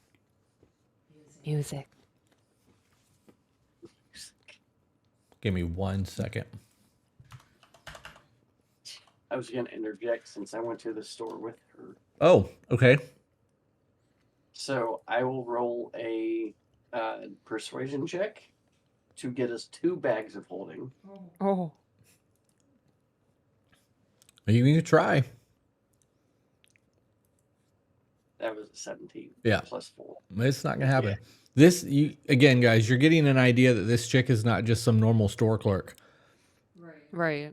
She takes a look at your dice or your teeth, and I rolled to see how impressed she was. She rolled a natural 19. She's very enamored by your teeth. She goes behind the counter and she's picking up all of these different little containers, a wood box here, a big chest here, a stuffed paper thing over here, a glass jar over here, and she's like frantically looking for something. And a few minutes later, she comes back. Give me 1 second. You're gonna hate this. Who's gonna hate what? You're gonna hate what I'm about to say. I mean, I don't know how I'm gonna hate anything. I'm just running a game for you guys. So I offer to her to give her one of my canine dragon teeth. the longest I have in my head for 2 bags of holding. She hears you talking and continuously is continuing to frantically look for the thing that she is looking for. A few seconds later, she opens a small crystal that is threaded. So it's literally like a crystal ball, but it screws. And inside of it, as she's unscrewing it, you notice, I'm going to sneeze. Excuse me. Bless you. You notice that she has a tooth inside of this crystal ball. She is so impressed with your collection and the fact that you collect teeth, she pulls out the tooth of an aboleth and hands it to you and says, I would like to give you this to add to your collection because I have never seen a collection so fine in all of my days. Make a nature check.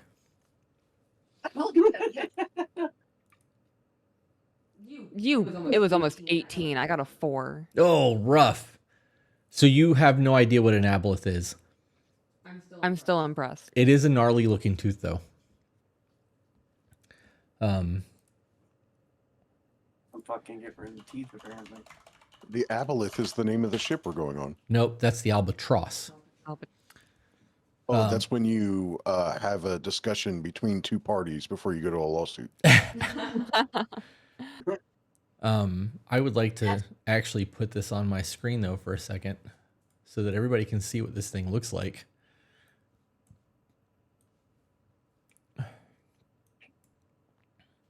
For anybody that is curious what an aboleth looks like, that is an aboleth.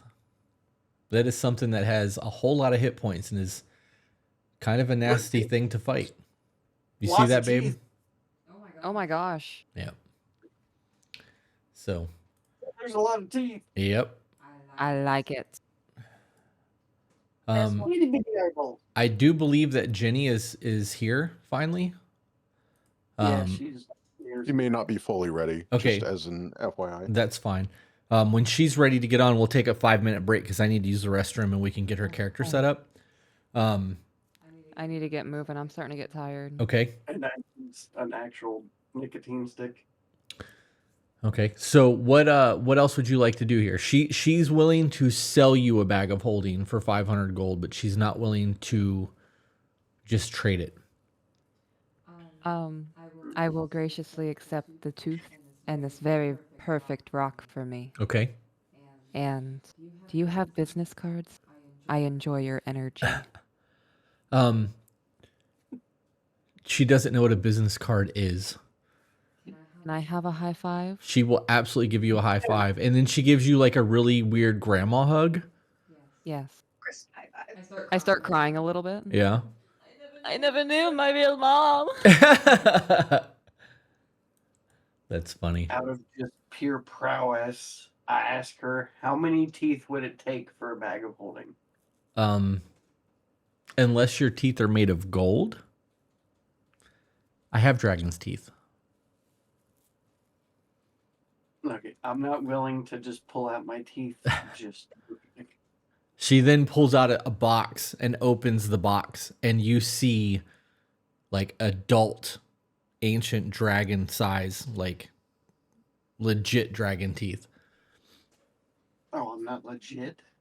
I mean, you're a dragon born. You're not a fucking actual dragon. Mm-mm. I bid her farewell and thank you for the attention You're welcome. and pleasing us today. And I walk out of the shop. Okay. As you guys are making your way to the district looking for the boat in the leather store, Alora, I'm going to come back to you, babe, so don't fall asleep over there. I saw you nodding a second ago. Alora, you were looking for leather items? Yeah, I was going to get my uncommon items. Are you talking about the ones from your backstory? Yeah, I was just gonna. Yeah, those are your character already has those. You don't have to buy those. Babe, as you're walking towards the dock, you hear Dockery's voice coming from your pocket. Who? Dockery? Is that the asshole kid? Nope. Son of the king? That's the crazy old lady that you were just interacting Ah, with. Dockery, yes. Different D&D. I pick up, I pull the rock out and I listen to it. You can hear her trying to talk to you through the rock. Yes. She says to you that she enjoyed your energy as well, and that if you come across any wonderful magic items to bring them to her store, she's always looking. Yes, Grandma. And you now have a sending stone to talk to the store owner, and that glass stone. Yay! I like cool things.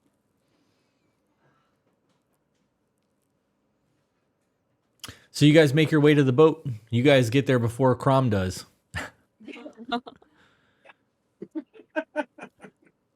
Well, I mean, there's 3 of you. One of him. How And- long and- before Crom gets there? Not long. You guys are there maybe an hour or so before he gets there. However, you're not permitted onto the boat until all 4 of you are there, and you are not allowed to just walk onto the ship. You have to be welcome aboard kind of thing. Ah, vampire rule. Kind of more just like, you don't board a ship without being, asked to board. So when you guys get there, you are met by the first mate of the ship, and he's asking to see documentation. I mean, who are you? What do you want? Why are you trying to board our ship kind of thing?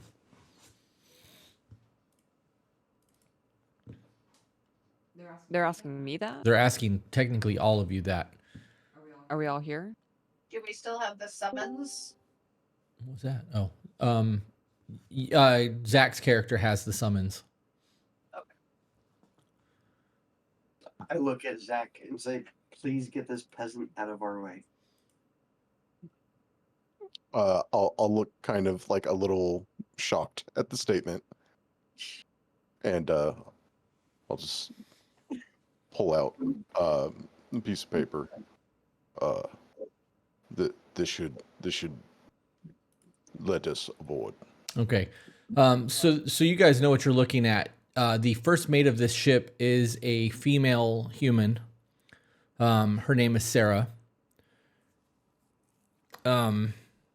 She has long curly black hair. She has it tied back with a red bandana. She's wearing a leather vest over top of a white shirt. She has a rapier at her side. Hearing his insult, she kind of flashes a smirk, puts her hand on the hilt of her sword, takes the item from your hand, Crom, looks it over, and says, "Wait right here." She walks back, goes to the captain, whose name is Kane. He's a water genasi. And he walks over. Let's go ahead and... where'd it go? Where'd my tab go? He is a water genasi. His name is Kane Stormrider, and he introduces himself. "Hello, my name is Kane Stormrider. I am the captain of the Albatross. Your passage has been paid for. You have your own quarters on the second floor of the boat. I would like to take you there now. We have about 8 days left before we have to leave, or before we will be ready to sail. And that is if everything goes as planned. If we have a hard time acquiring things, it could take a day or 2 longer. But now that we know who the 4 of you are, you have access to our ship at any time." And he goes ahead and walks you guys down to your quarters. He has a silver streaked hair. So it's black with white streaks in it. His skin is very weathered, which is not normal for a genasi. You get a feeling that he's spent a lot of time at sea in the sun. He's wearing a long blue navy coat with silver trim and a tricorn hat, like the typical fucking weird, Napoleon style hat. And he has a sapphire brooch that is pretty fucking big for a captain. Blue, beautiful sapphire. You guys get an idea that as you're walking through the ship, the way that the people are stepping out of the way and nodding at him, captain, and talking to him, that the men on this boat have a very deep admiration and a loyalty to this man. And that's not something that is given freely amongst sailors. That's earned. And you guys get the feeling that this guy kind of is a badass for what he's doing. So he does walk you down there. And when you guys get into the room, he's going to introduce you to Poppy, Jenny's character, which we're going to take a 5-minute break so that we can all get up, stretch, smoke, pee, whatever you guys got to do. I need to get her character in here. And then we will introduce you to Jenny's character and bring her on stream. Okay. So give us 5 minutes, guys, and we will be back. I'm going to mute my mic. I think. Discord. Maybe? This one. I don't know. Say something, babe. Saying something? I don't know. I'm going to just turn them all down.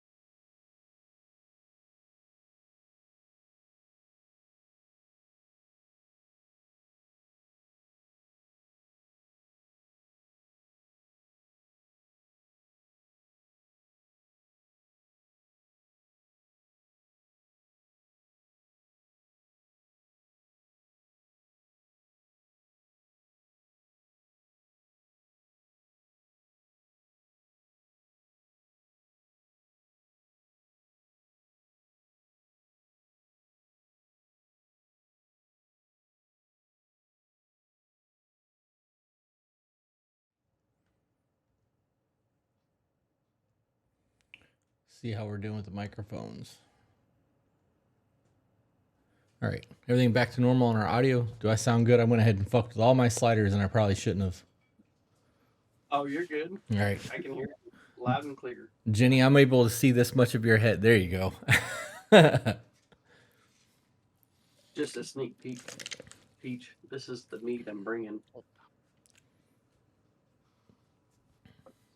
Gotta go the other way with it. Yeah. There you go. Yep. Cameras and fucking. Oh, look at that. I like the label. Your father stank of elderberries. If I can. You on if my I camera is so can, different. I'll bring the elderberry blackberry. It's fucking great. All right, Jenny, we have to adjust your camera because Hi, Jenny. there we go. Well, maybe Long time no see. it's cutting your chin off. She ain't got no chin. Fuck it. It's hard for me to adjust it because the camera that I'm seeing, it's wider than on the screen there. So down and to your right. That's weird. It's like cropping it as you go. So down now. Just down. I can't adjust it. It's my phone, it's not a webcam. It's Oh, sitting okay. on like a... Gotcha. Here, if I move it farther away from me, maybe that'll work. I'm gonna send you one of those tripods then. That definitely did not work because now all I can see is your forehead. Other way. That tripod comes with a phone mount. Are you able to angle it down a little bit? There we go. That's way Hold on. better. I'll solve it.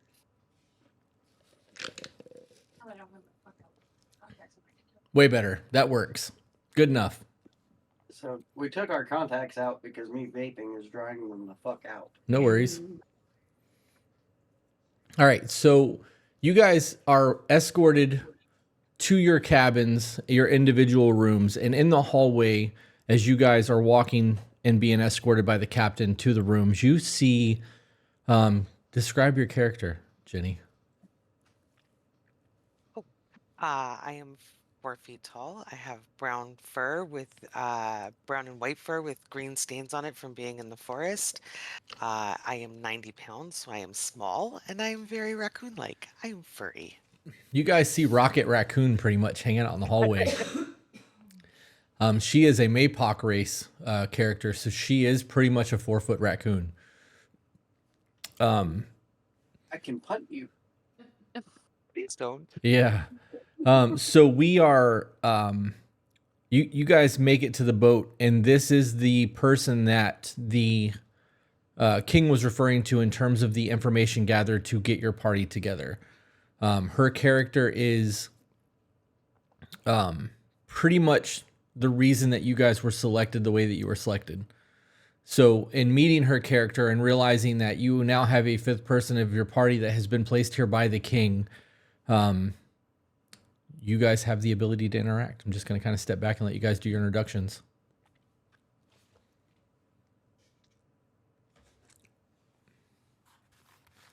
Well, I am Drogo. I am Ellis, little raccoon. I am Poppy.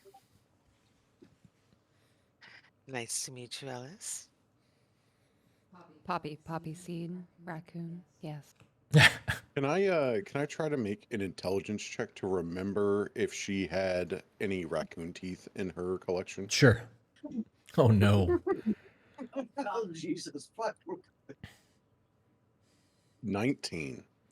Babe, you got any raccoon teeth in your collection? A few. Okay. Few.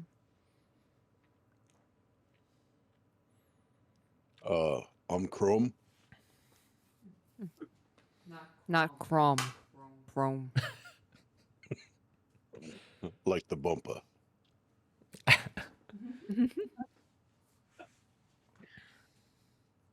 Nice to meet you. This asshole over here is Drogo. I am Drogo. Yeah. I suppose it's also nice to meet you. You guys want idea. to describe your character to her as well so that she knows what she's looking at. She missed the introductions earlier because she had to work. She technically, actually, your character would already know this, but just for the sake of the game and the people who were not watching in the beginning, just run through your character. Descriptions one more time, please. And so my character is a Yanti pureblood, so I am a serpent-like, snake-like person. I have scales kind of patchy on my face, on my cheeks, a lot on my throat and my chest. My skin and scales are a palish, like pearly blue color. My hair is lavender, like a pastel color at the roots, getting down into a deeper purple ombre towards the tips. And I have a red scar on my throat that's vertical. And my eyes are a misty white. Oh, and I'm like 4 foot, 5'4", 5'4", yeah. So a little bit taller than her. Yeah.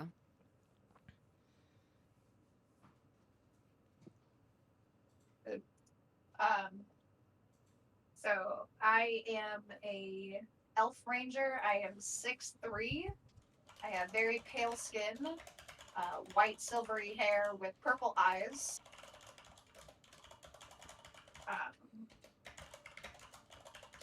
What else? What else in my description? My person's boring.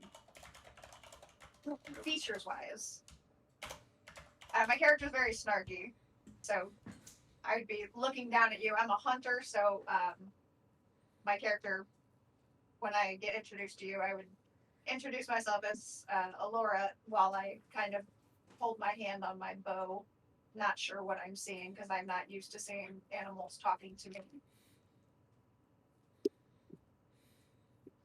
And I am Drogon. I am a 7-foot plus dragon-born sorcerer, covered in scars and age. I act hummus and asshole-ish to everybody but my party. And even then, sometimes. And even then, I am sometimes chaotic and asshole-ish. And Crom is this Goliath barbarian, similar in height to Drogo, very muscular,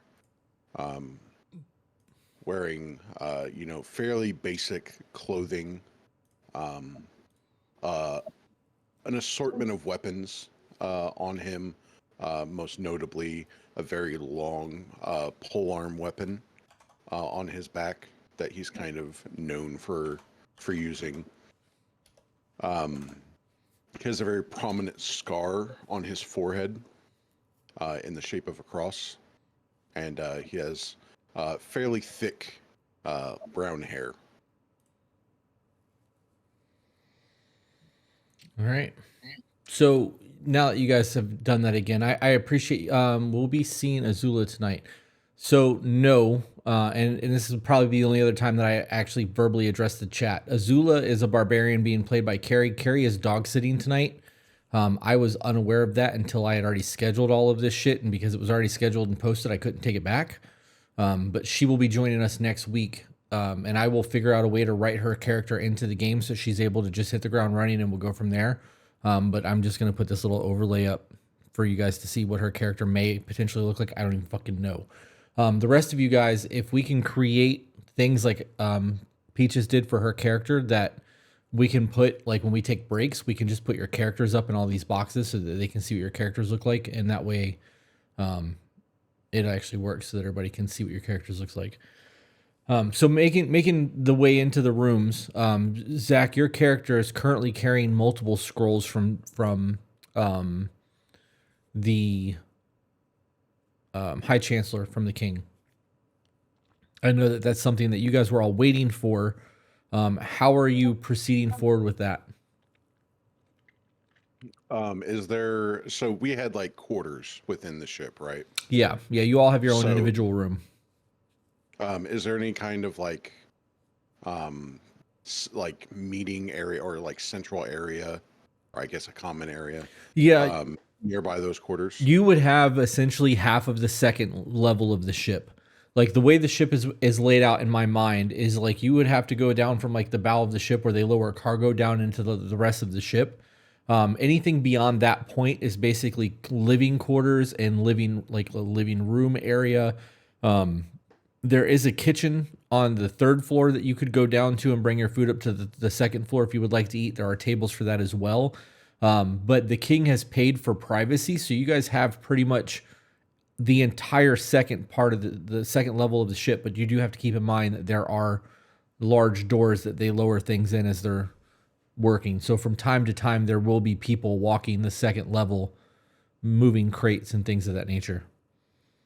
Okay, yeah, probably just head towards that more open area and see if there's like a place where we could kind of sit together and go over the scrolls. Okay. There is absolutely a fairly large table that the five of you could sit down and do your thing. I'll sit down and I'll like hand a scroll over to Alora and I'll hand one to Elith and I'll look at Poppy. Do you know how to read? Yes, I know how to read. Common? Yes. Oh, I'm so okay. glad you asked. I was so curious. Do a lot of raccoons speak common? Yes. It's common for a reason. That's funny. Fair enough. And I'll hand the third one to Poppy. Okay.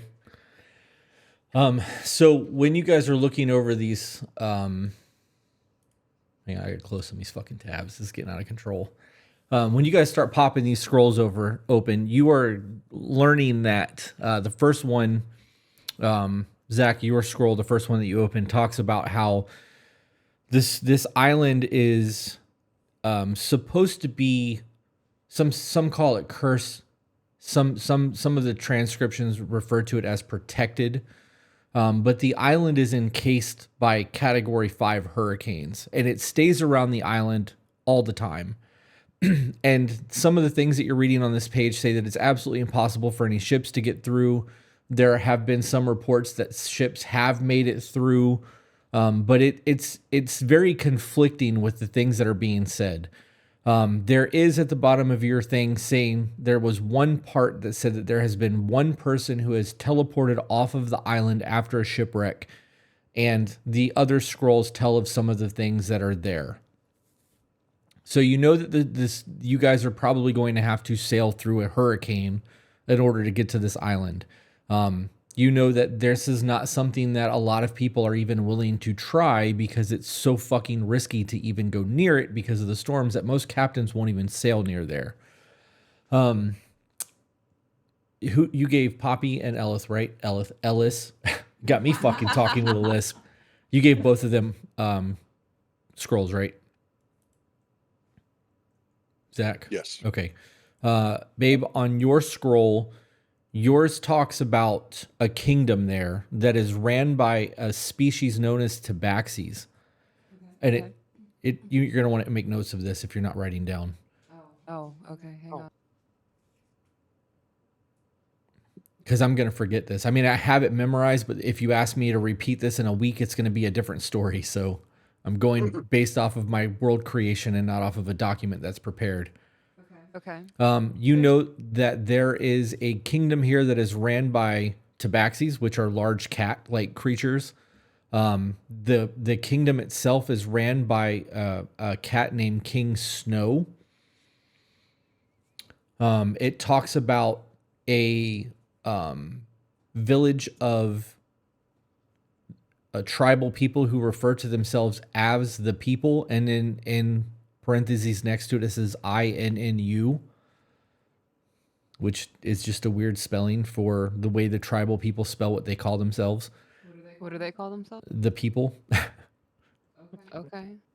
So it's in you. Yeah. People. Yep. It talks about the tribal villages that are there that are built from natural materials that blend seamlessly into the landscape, and that each village there is unique, reflecting the culture and the lifestyle of its inhabitants. So if they are near the shoreline, you're going to get a very nautical type village. If you go into the jungle, you're going to get a very jungle type village. It speaks to the ecosystems on this island, and it tells you that there is an ecosystem for every type of ecosystem on it as well. And then lastly, it talks a little bit about a city of Aberith and the Underdark, but it doesn't give a whole lot of detail there. It just, beware Underdark, city of Aberith, and that's the extent of that. Okay. And then Jenny, your scroll that you open speaks of the verdant jungle. And this scroll says that once you get beyond the coastline, there is a very dense but vibrant jungle that is teeming with life. There are towering trees, exotic flora and fauna, but it is a very dangerous jungle. It's very humid on the island. You will be able to find medicinal plants all over. It also talks about a lost temple of Zarek, Zarek. And it says that this is an ancient ruins. And it says beware of traps as it's talking about the temple of Zarek. And then lastly, there is a name on the scroll that says Nafloki Golden Gut. And then it's exclamation point, question mark, question mark. Is that Nefloki? Yep.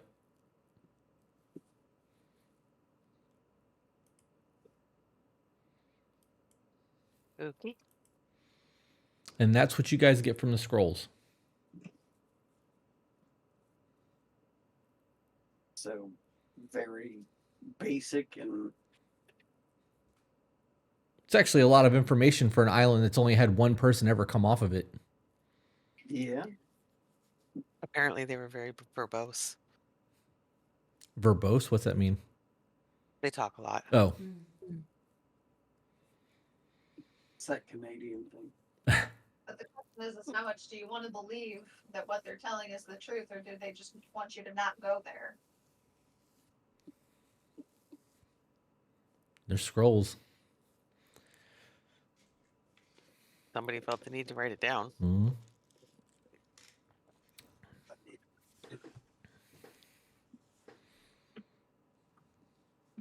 So how competent is our captain on going through Category 5 hurricanes?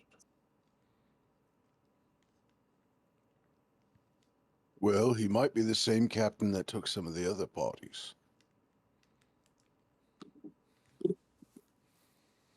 Maybe he's been there successfully before. And they say only one ship made it back? Or one person teleported back? One teleportation made it back. And something tells me they're probably not documenting this situation very publicly. Very, very under the table. Do you think we should get our captain into the discussion? Since he's the one that's going to be putting his ship at risk in these hurricanes? Do we know if any of the ships that took the other parties there actually made it back? We don't.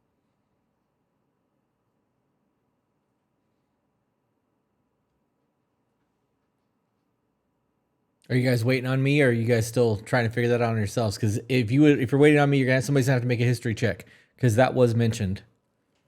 Wait, are you asking if any ships made it back? Yes. No. So the people get dropped off, or like they get to the island, but the only way off of the island is to teleport. And only one person out of all 4 groups that have gone before us, or in the history of the island, has been teleported off of it. But he did say that some of the party members actually did make it onto the island. Oh, shit. So They- the ships successfully sailed through these Category 5 hurricanes, so they are not a threat. That's what we're saying. I mean, they are a threat, but Possible.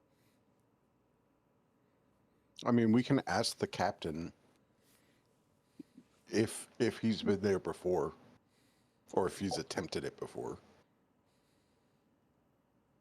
I think that would be a good place to start.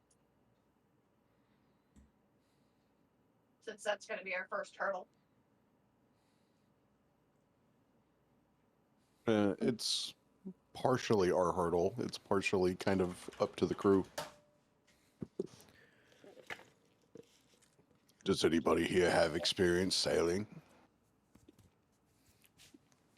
No. No, I have experience in bodies. No. I am a land-dwelling creature. I like the ropes, though. Mortal.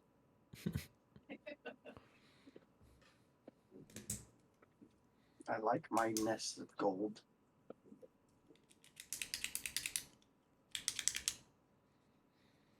Well, I'm gonna go find the captain. Okay. Smaug is my grandfather. Are you gonna take off from the rest of the group and bring the captain down, or are you just gonna go talk to him? I'm gonna kind of wander around and explore the ship on my way to find him. I would assume that he's in the captain room. Okay. The captain's quarters. Make a investigation check. Investigate. Actually, just make an intelligence check. Roll your d20 and add your intelligence modifier. Intelligence. Yeah, scrub that roll and start over. Just roll a roll a d20 by itself, Okay. and then add the plus that you have for your intelligence.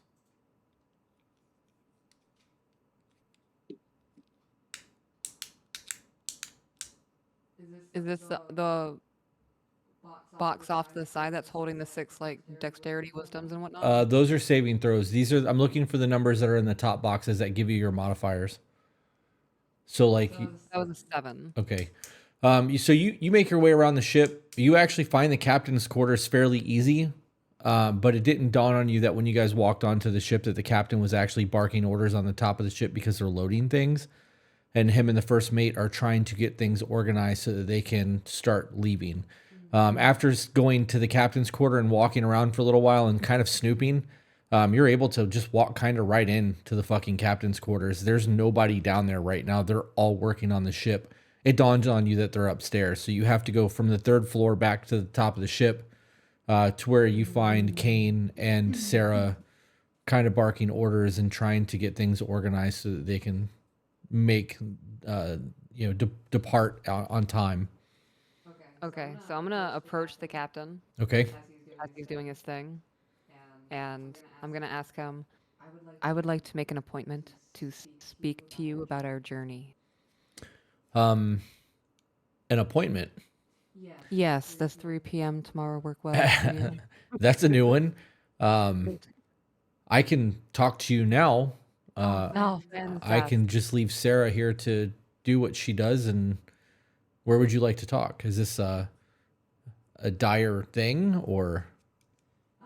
Just concern. Sarah, you're a doll. Thank you. So if you'll follow me, Captain, just this way, my team and I were summoned by the royal court. As you say that, he looks at you and gives you a look of disapproval. You didn't hear that? And I'm going to try to intimidate him. You can try. Let's see. Roll it. A 9. He is not intimidated. That look of disapproval and you saying you didn't hear that, he says, I shouldn't have heard that. Damn. Discretion is key. Now I want to kill this guy. Oh, no. Oh, shit. Ellis all by her lonesome. No, we're going to continue on. We're going to keep walking. Okay. So the concerns to the island. Have you been here before as we're making our way to the group? I have been near the island. I have sailed around the storm. I don't know of any ships that have ever actually made it through the storms, and I don't know many captains who are willing to sail through the storms. Mm. This is treacherous. What we're doing is dangerous. There's a very strong possibility that we will all die before we ever make it to the island. Very positive, this one. I would like to I prefer to call myself a realist. I've been on the ocean for a very long time. And if the money wasn't as good as it was going to get and I wasn't seeking adventure, I would not have taken this job. Yes. Yeah. How far are we from the rest of the group? Well, you guys have been walking there having this conversation on your way down, and you just had to go from the first floor to the second, so it wouldn't take you very long. Crom, this gentleman has depleted me. This is the guy you're looking for? Depleted you of what? I don't know. There was discussion of worries and preparations for death. So The man with knowledge. This is a man who can give information on travels. He sails, I don't.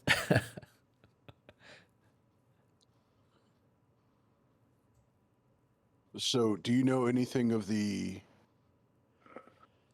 any other ships that have attempted this journey? He looks around to see if any of his other sailors are around as you guys are speaking, and he says that I have been informed by the chancellor that 4 other ships have been sent, but we've not gotten word. I have not gotten word that any of the ships have survived. I know that all of them were given teleportation circles, addresses, in the event that we actually make it to shore so that we can get home. If we make it through the storm, that would be an act of the gods. Making it through twice, I think we're really pressing our fate.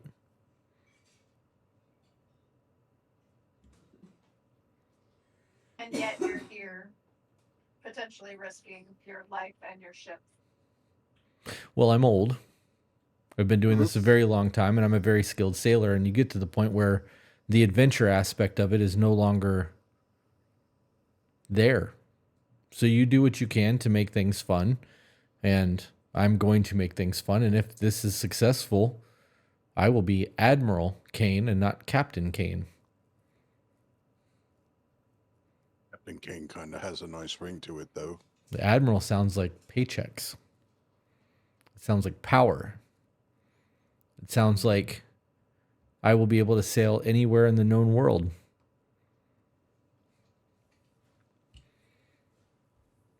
What are your biggest concerns for the journey?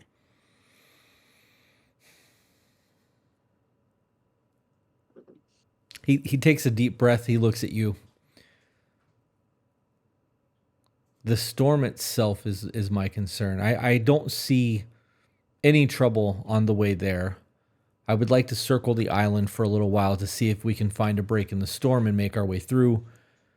My biggest concern is that the ship falls apart, collapses on itself, capsizes before we are close enough to swim to shore. My goal is to get you to the shore. If I could get you to the shore and my ship still be intact, that would be great, as we would be able to dock or land. That would be the best case scenario. Worst case scenario, we just don't make it. He's trying to be completely honest with you guys of the peril that's actually coming. He's fairly confident that he can get you to the shoreline, but not fairly certain that he's going to get there with the ship intact. How much of your crew knows what we're doing? My crew is very aware of what we're doing. This is not my normal men. These men are people without family, people without means. Some of them are not even sailors. I have my hand-selected crew and then everyone else. Ah, yes, a lot of floating teeth. Jesus. So you're going to take an exceptionally dangerous journey with an inexperienced crew that you haven't worked with before. Oh, I'm taking some of my experienced crew. You only need 4 or 5 people that knows how to run a ship. The rest just have to follow instructions. We don't need to be worried about being overheard discussing this. And then I interject. What do you need from us for this journey to succeed? Nothing. Stay out. Fantastic. My job is to get you there. Unless you can somehow make the storm not a thing. But from what I understand, that's old magic, and there's nothing that anyone can do about that. Not yet, at least.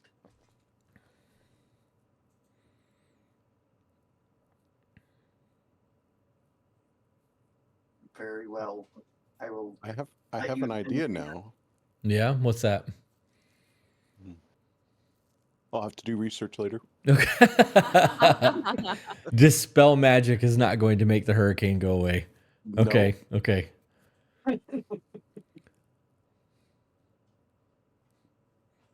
So what would you guys like to do then? Are you done with the captain? Can you go back to work? Yeah. Okay.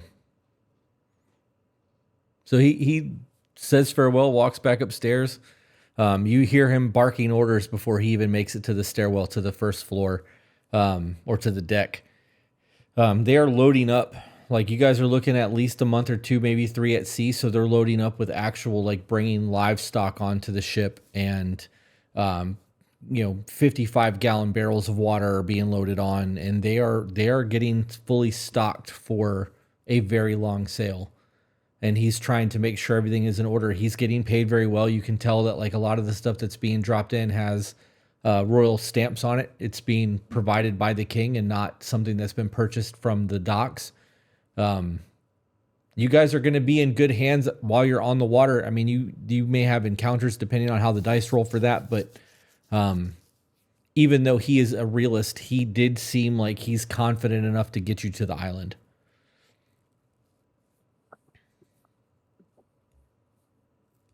I'm glad he is confident. Just need to worry about when we get there. Problem for a later time. Yep. But getting there seems like the more immediate problem. Seeing that, I retire to my hammock that is too small and go to sleep. Okay. What about everyone else? At this point, it's probably close to 7 o'clock at night. I am going to depart and make my way back to my humble abode. And Elith, before you go, yes, can you stop by some kind of magic place on the way here, right? yeah. Where was that at? Let's see. If you get off of the boat,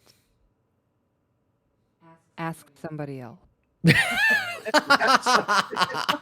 I feel much better informed. You're very welcome, my friend. I feel like You could have I feel just. like Sleep. I tell him, go I'm not 3 good with blocks north directions. and 3 blocks south, That's funny. and you'll be back on the boat. You don't need to visit. That's funny. okay, yeah, I'll head back to my place, but I'm gonna try to find the magic shop that Drogo was kind enough to try to tell me where it was. Okay. Investigation check. Because this is definitely not something that you would be normally looking for. I meant to say left, not south. Go north. and then 15. Yeah, you're able to find it. I mean, his directions were not very clear, but Perseverance. yeah, you were able to maybe just stumble right across it. You get there less than an hour. Are they still open? Yes, place is open. Same description I read earlier. Dockery is back there doing her thing, mixing potions. She notices you walk in, kind of gives you the stare up because of your size. Wait, before we jump into that, like as he's making his way there, can I hit Grandma on the little red stone? You can. It's a sending stone. You can talk to her whenever you want. Yes, Grandma. Large friend named Crom shall come visit you. Okay. It was ominous. So she walks in, you walk in, and she notices you walk in, and she looks at you and she goes, "You're Grom." Fucking hell, how'd you know? Pray tell. I don't know. I just know things. I knew you were coming. Wow. This really is a place of magic. I don't really know what you sell here, but we're going on a trip and it's on a boat. I don't really, water's not really my jam, if you will. I like wave my hands about. I don't have fins. Do you have anything that might make me more accustomed to the water? Maybe in case something were to go wrong with the ship. She starts randomly going through all these bottles, and she's picking up bottles, and like as she's holding them up to the purple lights, you can see that some of them have chunks of shit floating in them. Make a perception check for me. Let's see if you can figure out what some of this shit is, because some of it's pretty fucking gross. Oh, ew. 11. Okay. Yeah, you can't really make out what some of it is, but there are definitely chunks of things in some of these potions, and she's shaking them up, and she's looking at them again, and she pulls down one and sets it on the counter, and she goes and does something else, and she is opening boxes and shit, and she pulls out a ring, and she sets the ring on the counter, and she goes and does a couple other things, and she comes back, and she sets a cloth on the table, and she goes, I think this is all I have that can help you in the water. And she says, this is a potion of water breathing. This will help you breathe underwater until it stops working. This is a ring that will allow you to breathe underwater. It has charges that you can expend so many charges a day. If you expend all of the charges, the ring is destroyed and will not work anymore, but it resets at dawn. And this is a bandana that is blue like water.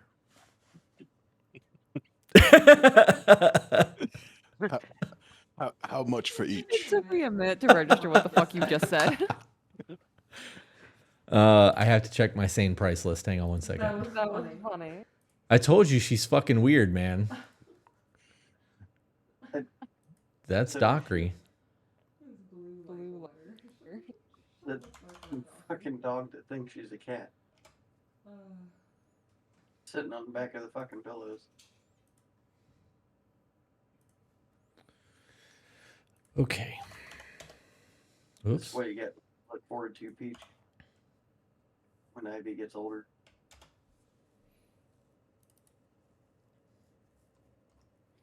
Okay.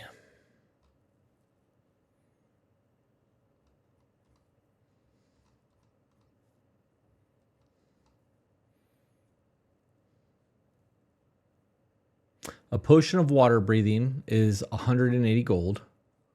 Okay.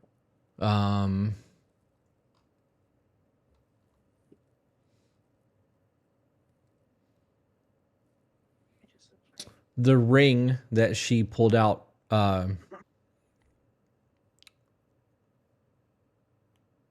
you're looking at 1,000 gold, and then the bandana should give you for a silver.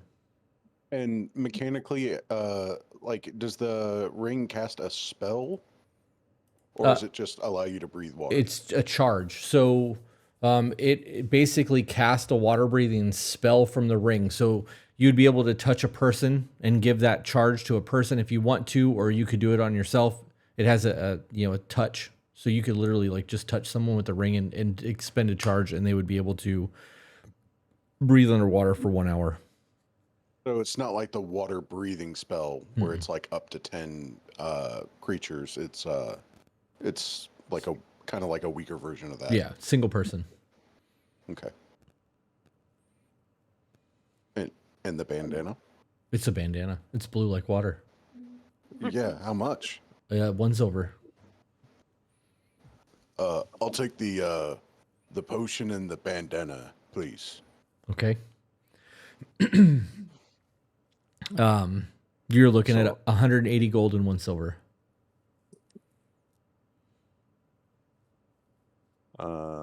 Where'd my character sheet go? Oh, it's over here. Okay, 180 gold, 1 silver. Okay. Is there anything else that you would like to acquire or have made, or She starts digging through things, and she's showing you all kinds of cool glass and neat little jars that have nothing in them, and she's got corks that are shaped like a ballerina. She's got all kinds of weird little fucking oddities in the store, like any kind of weird things that you could think of. She's probably got somewhere in here. Also, just gonna, make a like- perception check for me, please. Okay. 14. Okay. You notice that she's not wearing shoes, and her floors are dirt. One with nature. Hey, I, you know, I can't fucking do that. different That's my strokes for thing. different folks. You do the Uh, teeth and eyeballs. I cannot wear just bare ass feet. I can't. You know, I'll like hold the bandana in my hands and be like, no, I think this was the perfect thing for me. Okay. And I'll like hold it up to my head, and I'm assuming my head is like way too big for it. But I'm just gonna. It's Go really not. It's really Oh. not. When you unfold this thing, you think it's going to be like a small pocket square, but as you start to unfold it, it seems to just unfold until it's right for you, which Okay. is kind of odd. Okay, I'm just like hold it up to my head, and I'll like be a little shocked that it's like big enough because that's not a usual thing. Okay. And like, no, this is perfect. This is exactly what I was looking for. And oh, thanks for the potion of water drinking. You're welcome. Have a good day. And she goes back to doing what she was doing. Okay, and then I will. I'm just gonna swing by the Coliseum and see what's going on there, but not actually like join in on anything. I'm just watching, Okay. and then I'll go back to my place. Okay. Jenny, what are you doing? Your character is still kind of new into the game and hasn't had a whole lot of time to interact with the world yet. I think I'm going to also make my way home. Okay. Babe, What's that? as you're walking, your pocket starts talking to you again. Yes. Thank you for sending your friend in. It was very polite that he did not try to haggle with me. When you were able to, you should have somebody check out his items. Okay. What about the two of you guys? Alora, Drogo? Drogo, you're sleeping already. You said you took a nap or you went to bed in your hammock. Alora, did you stay on the ship? Are you out running errands? Are you calling it a night as well? I'm still looking over the scrolls that we were given. Okay. So I don't need a long rest. I just have to meditate. Okay. So I'm just staying up a bit later, looking over and trying to get prepared. Okay. All right. Well, I mean, you guys have the opportunity to long rest again. We can wrap up here and call it a night if you want and come back next week and start with day 3, or we can go another day if you want. It's entirely up to you what you guys want to do.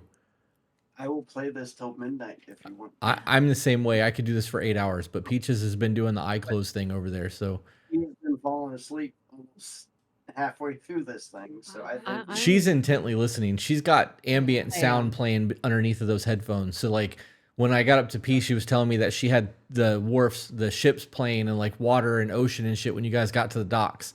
And when she was in the magic store, she had bubbly potion sounds and I would Immersion. be past the fuck. yeah. She's gotten me used to playing fucking white noise every night. I would be gone. Yeah. But I am getting tired, so you can keep playing. I'll go fall asleep on the couch and wait for my husband to drive me home. No, I I think we can that wrap it there. a good section to wrap up on is getting on the ship, Okay. That Uh, sounds good. and then next week or the week after we can pick up on the journey. Okay. Start sailing. Well, We can start with combat since Yeah. we blue balled everybody. yeah. We Everybody, I actually I had don't know. 2 encounters They were planned for saying we should tonight. fucking arm wrestle. I had 2 encounters planned for tonight, and neither one of them fired off because of the way that you guys played, which is good because it's still a win. So I will I give can you drive. I will give you guys second level because of the information gathering. You guys did really good by going back and asking for their scrolls.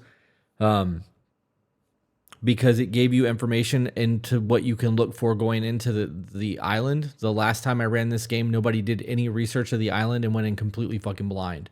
So there is definitely a leg up there. You guys have an idea of what's going to be coming. Do you guys want to pick up at game 3, or do you want to fast forward and get to the ocean? Like, how do you guys want to do this? Because my I'd rather be chaotic during the sail. you'd rather what? I'd rather wreak chaos during sailing to the island. Okay. Be pirates. I would like to gather things, Yeah, but I would. fast forwarding would be nice. I don't want to wait 2 weeks. Kill the fucking kraken. I mean, Okay. Well, then let's say that the next 3 days of the game is fairly uneventful, and when we sit back down, we'll be sitting down at the beginning of the second week. So that gives you guys time to plan other things that you want to get throughout the week. You can, have chats in the group chat, and we can try to plan how to make that work so that we can go. And then when we sit down, we can do whatever shopping or any information gathering you need to get, and we can plan on being on the water by our 3rd session. Okay. just to verify, are we skipping weekends? I would like to play next week. I don't have anything planned other than my D&D session on Friday that we get to play in. Saturday is pretty much my D&D night now. So So we are good to play every weekend till the end of the month. okay, Move, and then every other would work. okay. Jenny, what does your schedule look like next week? I think. Hold on. I think I'm good for the next 3 weeks. Okay, I'll confirm after we're done this because I need my phone to check my calendar. But I'm pretty sure the next 3 weeks, I'm good. okay. All right, dope. Well, you guys who have been watching, we've been pretty close to 70 people watching all night. Holy shit. Next week, if we're able to start at 5, I would rather start at 5 than at 6, but we'll figure that out. Guys, stay tuned for an announcement of when our next session will be, and we will see you guys on next Saturday. I loved it. Bye, Thank guys. you. All right, guys, Bye, I'm going to just everybody. stop streaming and we can wrap up with a conversation afterwards. So Yeah. have a good night, Twitch.